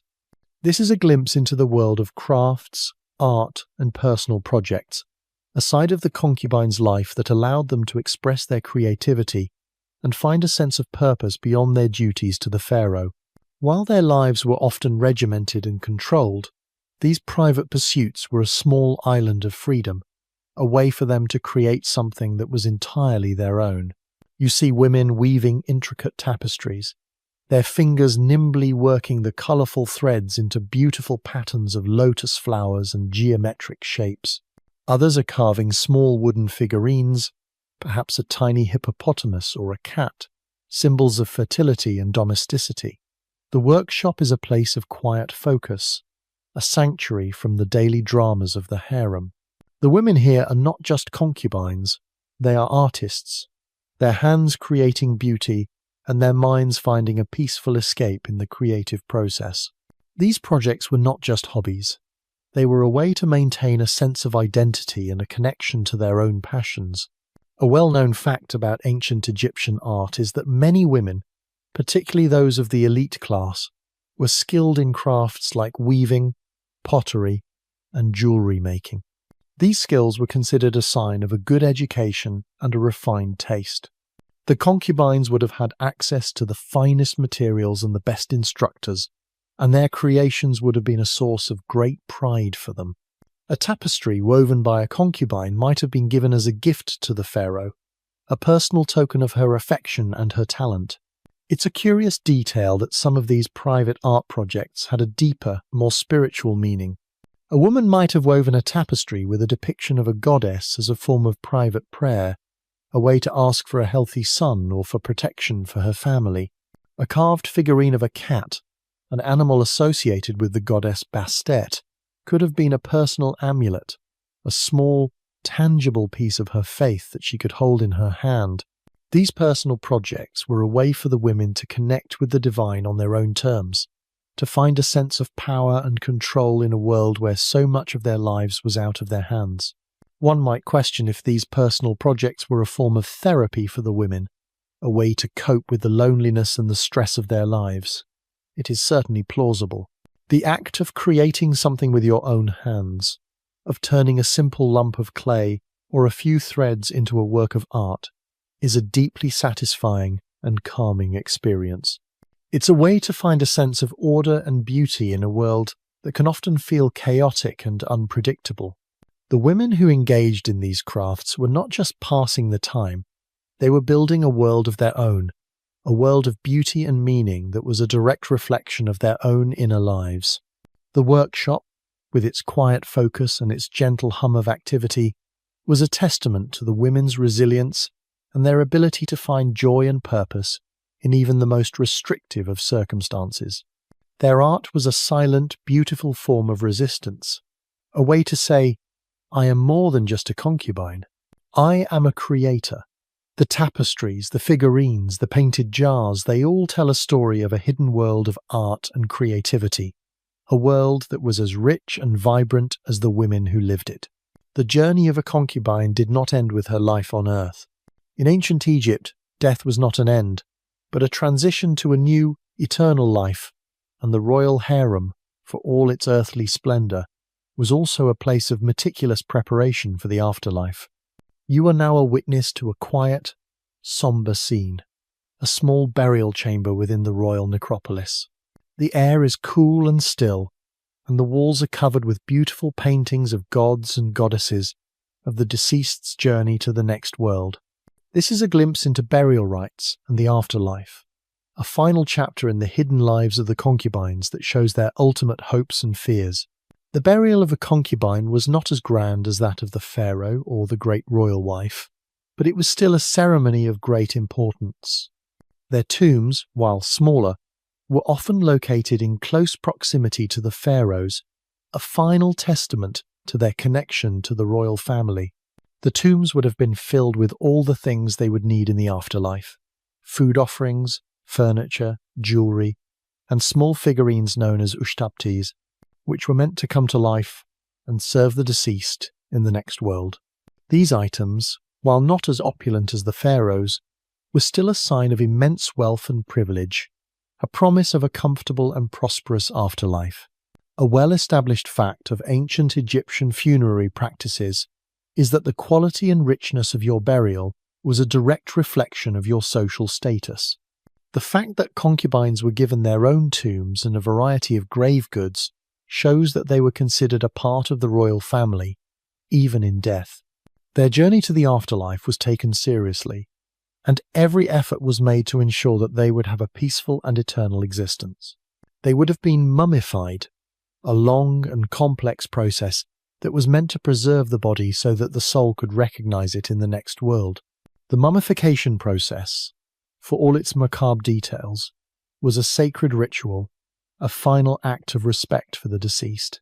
It's a poignant detail that some of the burial goods found in concubines' tombs are small, personal items: a favourite hair comb, a set of cosmetics, a necklace with a small amulet that they wore every day.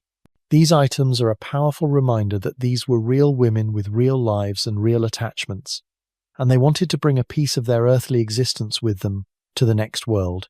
The items are a bridge between the life they lived and the one they hoped to have, a tangible sign of their hopes and their memories.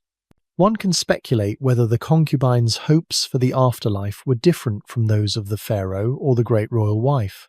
While the pharaoh's goal was to become a god and to rule in the next world, a concubine's goal may have been more personal. Perhaps she simply hoped for a peaceful and happy existence, to be reunited with her family, and to live in a world free from the political dramas and rivalries of the harem. The tomb paintings, with their beautiful depictions of feasting and hunting and family life, suggest a deep longing for a kind of pastoral, idyllic eternity.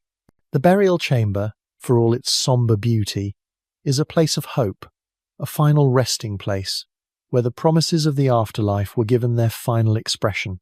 The concubines' hidden lives, for all their earthly glamour and their silent dramas, were ultimately a preparation for a journey that was even more important, a journey to a world where their status and their power would be defined not by the pharaoh, but by their own hearts and their own souls.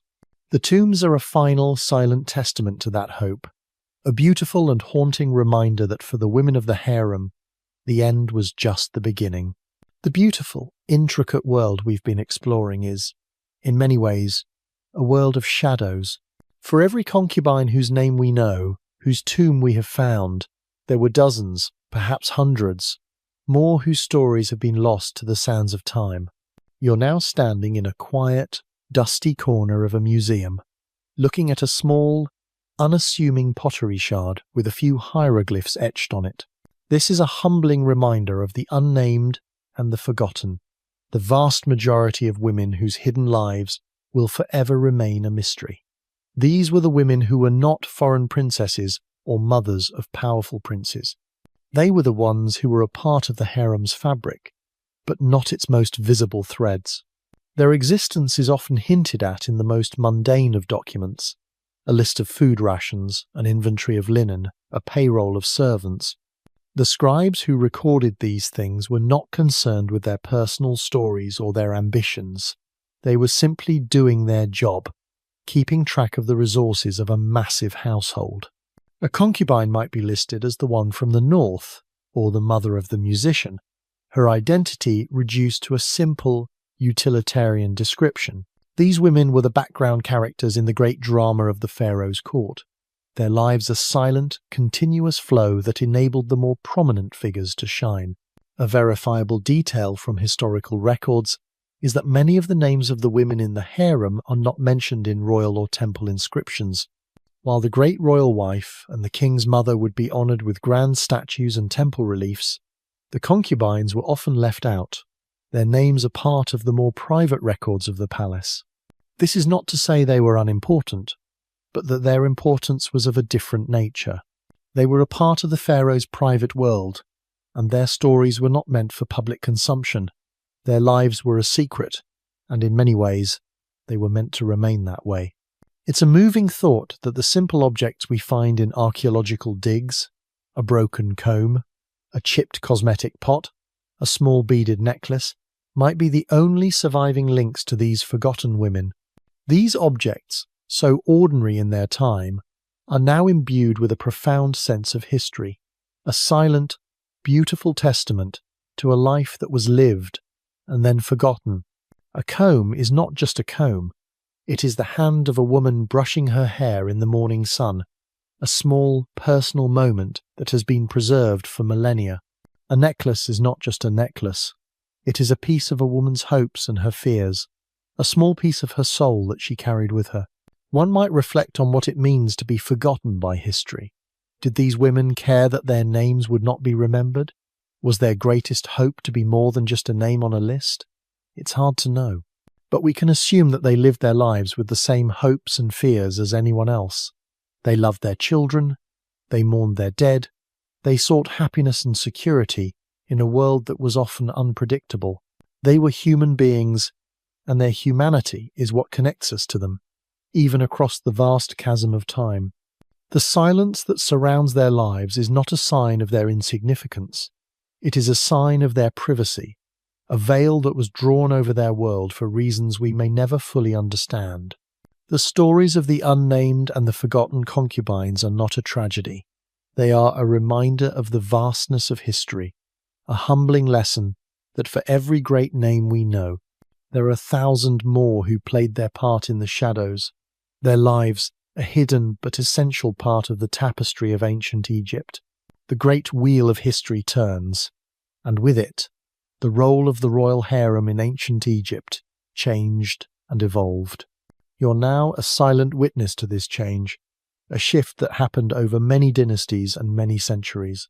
The grandeur of the new kingdom, with its sprawling, self-sufficient harems, gave way to a new reality, a new way of organizing the royal household. This is a look at the end of an era, a period when the very definition of a concubine and the place she held in the kingdom was transformed. The old ways were not gone, but they were no longer the dominant force, and a new kind of power structure was beginning to emerge. The reasons for this shift were complex and multifaceted. The political landscape of Egypt changed dramatically after the new kingdom. The empire began to shrink, its power waned, and the relationships with foreign nations became less about imperial domination and more about survival. The need for a large number of foreign princesses as diplomatic pledges diminished, and with it, the need for a massive international harem. The pharaohs of later dynasties were often more focused on internal affairs, and their personal lives, while still a matter of state, became a little less grandiose. The harem, as we've known it, began to shrink. and its role as a political and economic powerhouse began to fade. A well-known fact of late Egyptian history is that the influence of the great royal wife and the king's mother became even more pronounced. In some dynasties, the queen held more power than the pharaoh, and the royal line was traced through her. The concubines, while they still existed, were no longer the vibrant, diverse community that we'd been exploring. Their role became more circumscribed, their power more limited, and their lives more private. They were no longer a part of a great political game. They were more of a domestic, personal affair. It's a curious detail that the concept of the harem as a physical place seemed to fade, replaced by a more fluid, less institutionalized system of wives and concubines. The women were no longer living in a separate, self-sufficient compound, but were more integrated into the royal palace. This suggests a change in the pharaoh's attitude towards his personal life, a move away from the grand, imperial model of the new kingdom and towards a more personal, domestic one. The women's influence was no longer tied to the economic or political power of a massive institution, but to their personal relationship with the pharaoh. One might consider whether this change was a good thing for the women. While they may have lost some of their institutional power, they may have gained a more personal kind of freedom. They were no longer confined to a single compound, and they may have had more opportunities to interact with the outside world. Their lives, while perhaps less grand, may have been more personal and more fulfilling. The end of the New Kingdom harem was not a tragedy. It was a transition, a new chapter in the long and complex story of women in ancient Egypt. The old ways of power and influence were gone, but new ones were emerging, and the women, as they always had, found a way to adapt and to thrive. The silent hallways of the harem, once filled with the ghosts of forgotten concubines, now stand as a testament to a beautiful, complex world that was, but is no longer. The end of the era was not an end to the women's power, but a transformation of it. And it is a powerful reminder that history is not a static thing.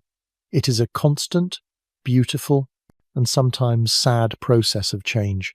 The stories of the concubines, for all their hiddenness, are a part of that great, unending river of time. The magnificent, sprawling world of the royal harem has long since crumbled into dust, its stones and papyri buried under the weight of millennia. But the story is not entirely lost. You are now in a modern archaeological dig, the air filled with the scent of dry earth and the careful scraping of tools against stone. This is a look at Whispers in the Desert Sands, a quiet, painstaking process where archaeology and new discoveries are slowly revealing more about these women's lives. We are no longer just relying on the written records of ancient scribes. We are finding the physical remnants of their lives, and they are telling us a new story, a story that is more personal, more human, and more real than we ever could have imagined. The process of discovery is often slow and painstaking. An archaeologist might spend a decade excavating a single tomb, a single palace, a single harem. They are not looking for grand statements of power, but for the small, personal details that tell a story. A small amulet found in a tomb, a piece of jewellery with a unique inscription, a pottery shard with a name scratched on it. These are the whispers, the tiny clues that give us a glimpse into a life that was lived and then forgotten. The finds are not always glamorous, but they are always important. A child's toy found in the harem quarters, a doll made of wood and linen, tells us a story of a mother's love and a child's joy. A cosmetic pot with a small amount of dried perfume still inside tells us a story of a woman's daily routine, of her hopes and her desire to be beautiful. A verifiable detail from archaeological reports is that the excavation of a pharaoh's harem has yielded a trove of information, including personal belongings, domestic tools, and administrative records. These finds have allowed scholars to piece together a much more nuanced picture of the harem's life, showing that it was not just a place of leisure, but a place of work, of community, and of family. The tools found in the workshops, the ledgers found in the storerooms, and the toys found in the nurseries all tell a story of a vibrant, living community, a self-sufficient world that was as complex and as real as any modern-day village. It's a poignant thought that the very act of unearthing these things is a kind of resurrection. We are not just digging up objects, we are bringing back the stories of these women, giving a voice to the voiceless and a name to the unnamed. The dust and the sand that covered their lives for millennia are now being brushed away, and in their place, a new picture is emerging. A picture of a world that was far more complex and far more human than we ever could have imagined. The concubines were not just the pharaoh's possessions. They were women with their own passions, their own fears, and their own hopes. Their lives, once hidden in the shadows, are now being brought into the light, and their stories are a powerful reminder of the enduring nature of human life. One might consider the ethical implications of this process. Are we, in a way, violating the privacy of these women, disturbing their eternal slumber to satisfy our modern curiosity? It is a question without a simple answer, but in a way, we are also honouring them. We are taking their lives, which were once hidden, and we are making them a part of our shared human story. We are not just studying their objects, we are trying to understand their hearts, their minds, and their souls. The whispers in the desert sands are not just a historical curiosity. They are a bridge between our world and theirs, a silent, beautiful conversation that spans thousands of years. The concubines' lives, once a secret, are now a part of our collective memory, a testament to the fact that even the most hidden stories can, in the end, be found and told. From the whispers in the sand, a new image of the concubine emerges, one that is more vivid and more influential than we once believed. You're now a silent observer in a modern library, surrounded by books and scrolls, as we piece together the fragments of their lives. This is a look into the concubines' legacy, the lasting impact that these women had on Egyptian culture, politics, and the royal family tree. They were not just a passing fancy of the pharaohs, they were a foundational part of the kingdom, and their influence, though often subtle, was profound and enduring. The most direct legacy of the concubines, of course, was their children. The sons of concubines, while not the primary heirs, were a vital part of the royal family. They often rose to high-ranking positions as priests, officials, or military commanders. Their bloodline, a blend of the pharaohs and that of a foreign princess or a local noble, was a way to integrate the royal family with the wider kingdom and with other nations. This created a powerful network of loyalty and influence, with the pharaoh at the centre. The children of the concubines were not just a part of the royal family, they were a part of the kingdom's machinery, and their existence was a testament to the concubines' ability to secure a better future for their offspring. A documented fact from historical and genealogical studies is that the royal family tree of ancient Egypt is a complex web, with many of the pharaohs having mothers who were not the great royal wife. This shows that the concubines were not just a side note in the royal family, they were a central part of its continuity and its power. The very succession of the pharaohs, the lifeblood of the kingdom, was often shaped by the influence of a concubine and her son. Their bloodline, a quiet but powerful force, flowed through the veins of the kingdom's most powerful people. It's an intriguing detail that the concubines' legacy also extended into the cultural and artistic life of Egypt. A tapestry woven by a foreign concubine might have influenced the style of weaving in the harem workshops. A song taught by a concubine from a distant land might have become a popular part of the court's music. The diverse backgrounds of the women in the harem made it a melting pot of different cultures and ideas, and this cultural exchange would have had a lasting impact on the art, music, and fashion of the royal court. The harem was not a static, insular world. It was a vibrant, dynamic community that was constantly evolving and enriching the culture of the kingdom. One could reflect on what the concubines' legacy means for our understanding of ancient Egypt. It shows us that the history of this great civilization was not just shaped by powerful pharaohs and great queens, but also by the hidden hands of these women. They were a part of the political and economic life of the kingdom. They were a part of its cultural and artistic life, and they were a part of its family. Their stories, once a secret, are now a vital part of the tapestry of ancient Egypt, a testament to the power of women who, despite their limitations, found a way to leave a lasting and profound mark on the world. The concubines' legacy is not just in the objects we find in the sand, but in the very fabric of the kingdom itself. Their influence is a silent, beautiful undercurrent that runs through the history of ancient Egypt, a reminder that even the most hidden stories can, in the end, change the world. As we stand in the present day, surrounded by the remnants and records of a long-lost civilization, the stories of the concubines take on a new kind of meaning. You're now in a quiet, contemplative space, a place where we can reflect on the lessons we've learned from our journey. This is a moment to ponder the echoes of a forgotten world and what the hidden stories of these women teach us today. Their lives, for all their differences from our own, are a profound lesson in resilience, ambition, and the enduring power of the human spirit. They teach us that even in the most restrictive of circumstances, people will find a way to thrive, to love, and to leave a mark on the world. The concubines' lives teach us about the complex nature of power. Theirs was not the loud, overt power of a pharaoh or a general, but a subtle, unseen force. It was the power of a whisper in the throne room, the power of a child's success, the power of a shared secret. It was a power that was earned through intelligence, charm, and a deep understanding of the human heart. This kind of power is still relevant today.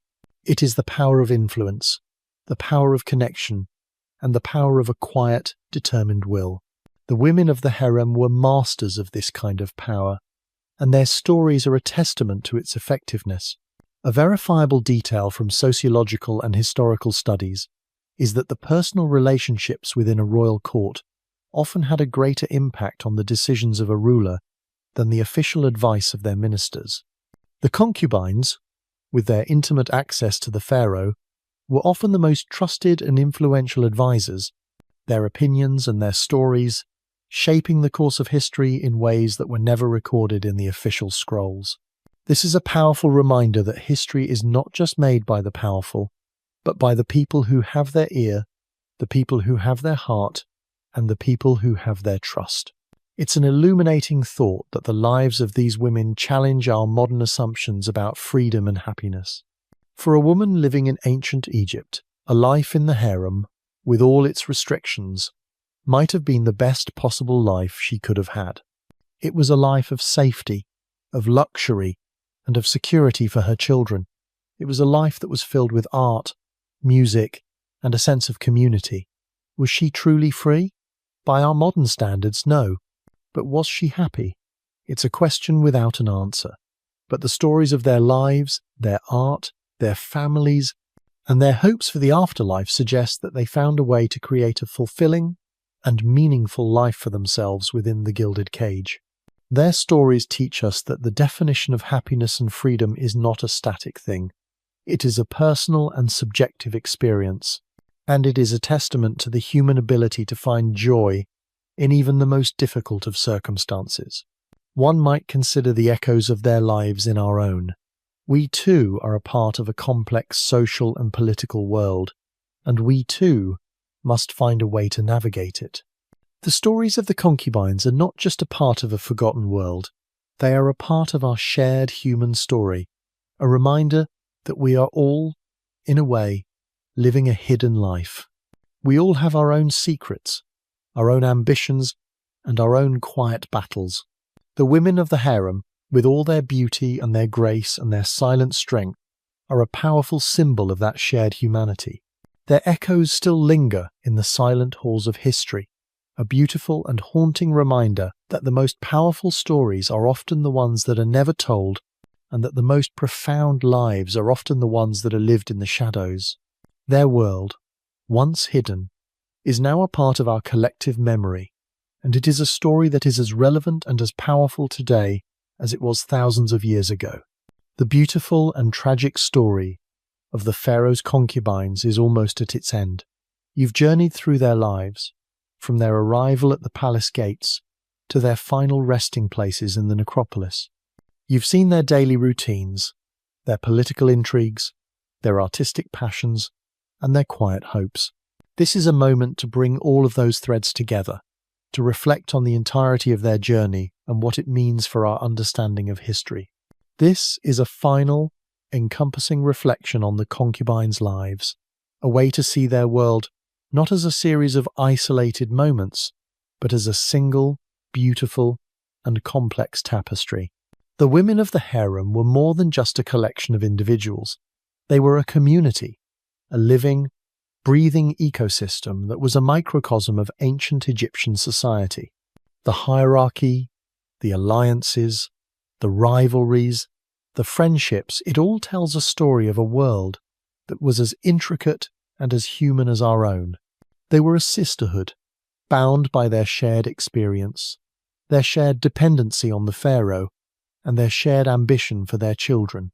Their lives were a constant negotiation between their individual desires and the demands of the system they were a part of. This negotiation, this constant balancing act, is what makes their stories so compelling and so relatable. A verifiable detail from historical accounts and archaeological findings is that the royal harem was often a hub of cultural exchange. The presence of women from different parts of Egypt and from different foreign lands made it a melting pot of different ideas, customs, and artistic styles. A foreign concubine might have brought with her a new recipe, a new song, or a new way of weaving. These cultural exchanges, though often hidden from the public eye, would have had a profound and lasting impact on the royal court and, by extension, on the culture of the entire kingdom. The harem was not a static, insular world. It was a vibrant, dynamic community that was a source of cultural innovation and diversity.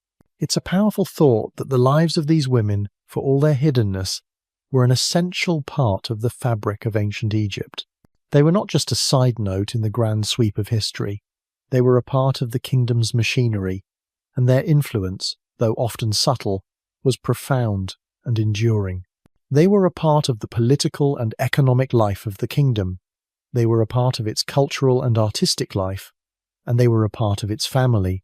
Their stories, once a secret, are now a vital part of the tapestry of ancient Egypt, a testament to the power of women who, despite their limitations, found a way to leave a lasting and profound mark on the world. The concubines' lives were a story of resilience, a story of ambition, and a story of the enduring power of the human spirit. One might consider the overall impact of the concubine system. While it was a system of control and hierarchy, it was also, in a way, a system of opportunity. For a woman from a humble background, a life in the harem was a chance to escape poverty and to secure a better future for her children. For a foreign princess, it was a way to secure a powerful alliance for her homeland. The harem was not a simple black and white world of good and evil. It was a complex and nuanced system that was a reflection of the society that created it. The women who lived there were not just victims or pawns. They were survivors, and they were masters of their own destiny, in their own way. The story of the concubines is a beautiful and haunting tale, a story of a hidden world that was as rich and as complex as the kingdom it served. Their lives, once lost to the shadows, are now a part of our shared human story, a powerful reminder that even in the most hidden of places, beauty, intrigue, and humanity can be found. The journey is coming to a close, and with it, we leave the silent hallways and sun-drenched courtyards of the Pharaoh's harem behind. We've peered through the veil of time to witness a world that was both beautiful and perilous, a life of both immense luxury and quiet confinement. This final section is a gentle summary of our journey, a moment to softly close the book on these hidden lives and prepare for sleep. The stories of the concubines, once lost to the shadows, now live in your imagination, a new part of your personal historical tapestry. We started with a peek through the heavy palace gates, into a world that was a self-sufficient village, a bustling hub of life and activity. You saw the careful hierarchy, the meticulous routines, the constant hum of a community that revolved entirely around a single powerful man. You learned that the women were not idle figures. They were artists, craftswomen, and managers of a vast economic enterprise. You heard the sounds of their laughter and their music, and you felt the tension of their quiet rivalries. You saw them not just as concubines, but as individuals with their own passions, their own fears, and their own dreams. We then delved into the political and personal dramas that unfolded within the harem walls. The conspiracy against Ramesses III showed you just how high the stakes were, how a quiet ambition could turn into a full-blown plot for power. You saw the subtle power of a whisper in the throne room, the intimate intelligence network that these women created through their unique access to the pharaoh. You learned that their lives were a constant negotiation between loyalty and ambition, a delicate dance that required a great deal of intelligence and a profound understanding of human nature. You also saw the deep personal connections they maintained with their families through letters and gifts, a lifeline to a world they had left behind. We explored the more mundane, but no less important, aspects of their lives. The culinary delights of the royal court, the meticulous beauty rituals, the medical care, and the elaborate burial rites all painted a picture of a world that was both rich and complex. You saw them as mothers, their children the living legacy of their time in the harem. The royal nursery and the education of the young princes and princesses showed you how the concubines were not just a part of the pharaoh's present, but a vital part of the kingdom's future. The cultural exchange they fostered, the art they created, and the legacies they left behind all remind us that their influence was far-reaching and enduring. The stories of the unnamed and the forgotten concubines served as a humbling reminder of the vastness of history, a lesson that for every name we know, there are 1,000 more whose lives were just as rich and just as human. The whispers in the desert sands, the quiet work of archaeologists, are now a bridge between their world and ours, a silent, beautiful conversation that allows us to connect with a hidden past. Their lives, for all their complexity and their confinement, were a testament to the enduring power of the human spirit. They found a way to create a world of their own within a gilded cage, a world of art, of family, and of personal dignity. The story of the concubines is a beautiful and haunting tale, a story of a hidden world that was as rich and as complex as the kingdom it served. The final act of our journey is a gentle, quiet descent into rest. The story of the concubines, with all its vivid imagery and its emotional depths, is now a part of your memory. The grand walls of the harem have faded into the silent, dusty echoes of the past, and the voices of the women, once so clear and present, are now just a soft whisper on the wind. Let the images drift away slowly, like smoke from a dying fire. The scent of lotus blossoms, the quiet strumming of a harp, the rustle of fine linen dresses allow them to become a part of your dreams. The women, with all their secrets and all their strengths, are now at peace. Their stories are part of the long, unending river of time. This journey was not just about ancient history. It was a journey into the hidden corners of the human heart, a reminder that every person, in every age, lives a life of quiet dignity and private strength. The concubines, for all their constraints, found a way to live, to love, to create, and to leave a legacy. Their lives, once hidden from the public eye, are now a beautiful and powerful testament to the resilience of the human spirit. The whispers in the sand have become a story in your mind, and that story is yours to keep, a quiet treasure that you can return to whenever you wish. Now, as the last of the day's light fades from the windows and the world outside grows quiet, take a deep breath. Let the stories settle in your mind, like dust settling on a smooth stone floor. The intrigue, the beauty, the sadness, the joy, it's all a part of a past that is now a part of you. The grand palace, with all its secrets, is now just a shadow in the moonlight. The women, with their intricate dresses and their secret smiles, are now just a gentle memory. Their hidden lives are no longer a mystery.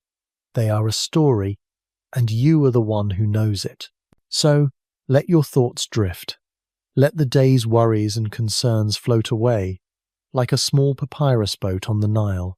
The journey is over, the stories are told, and the quiet of the night is waiting for you.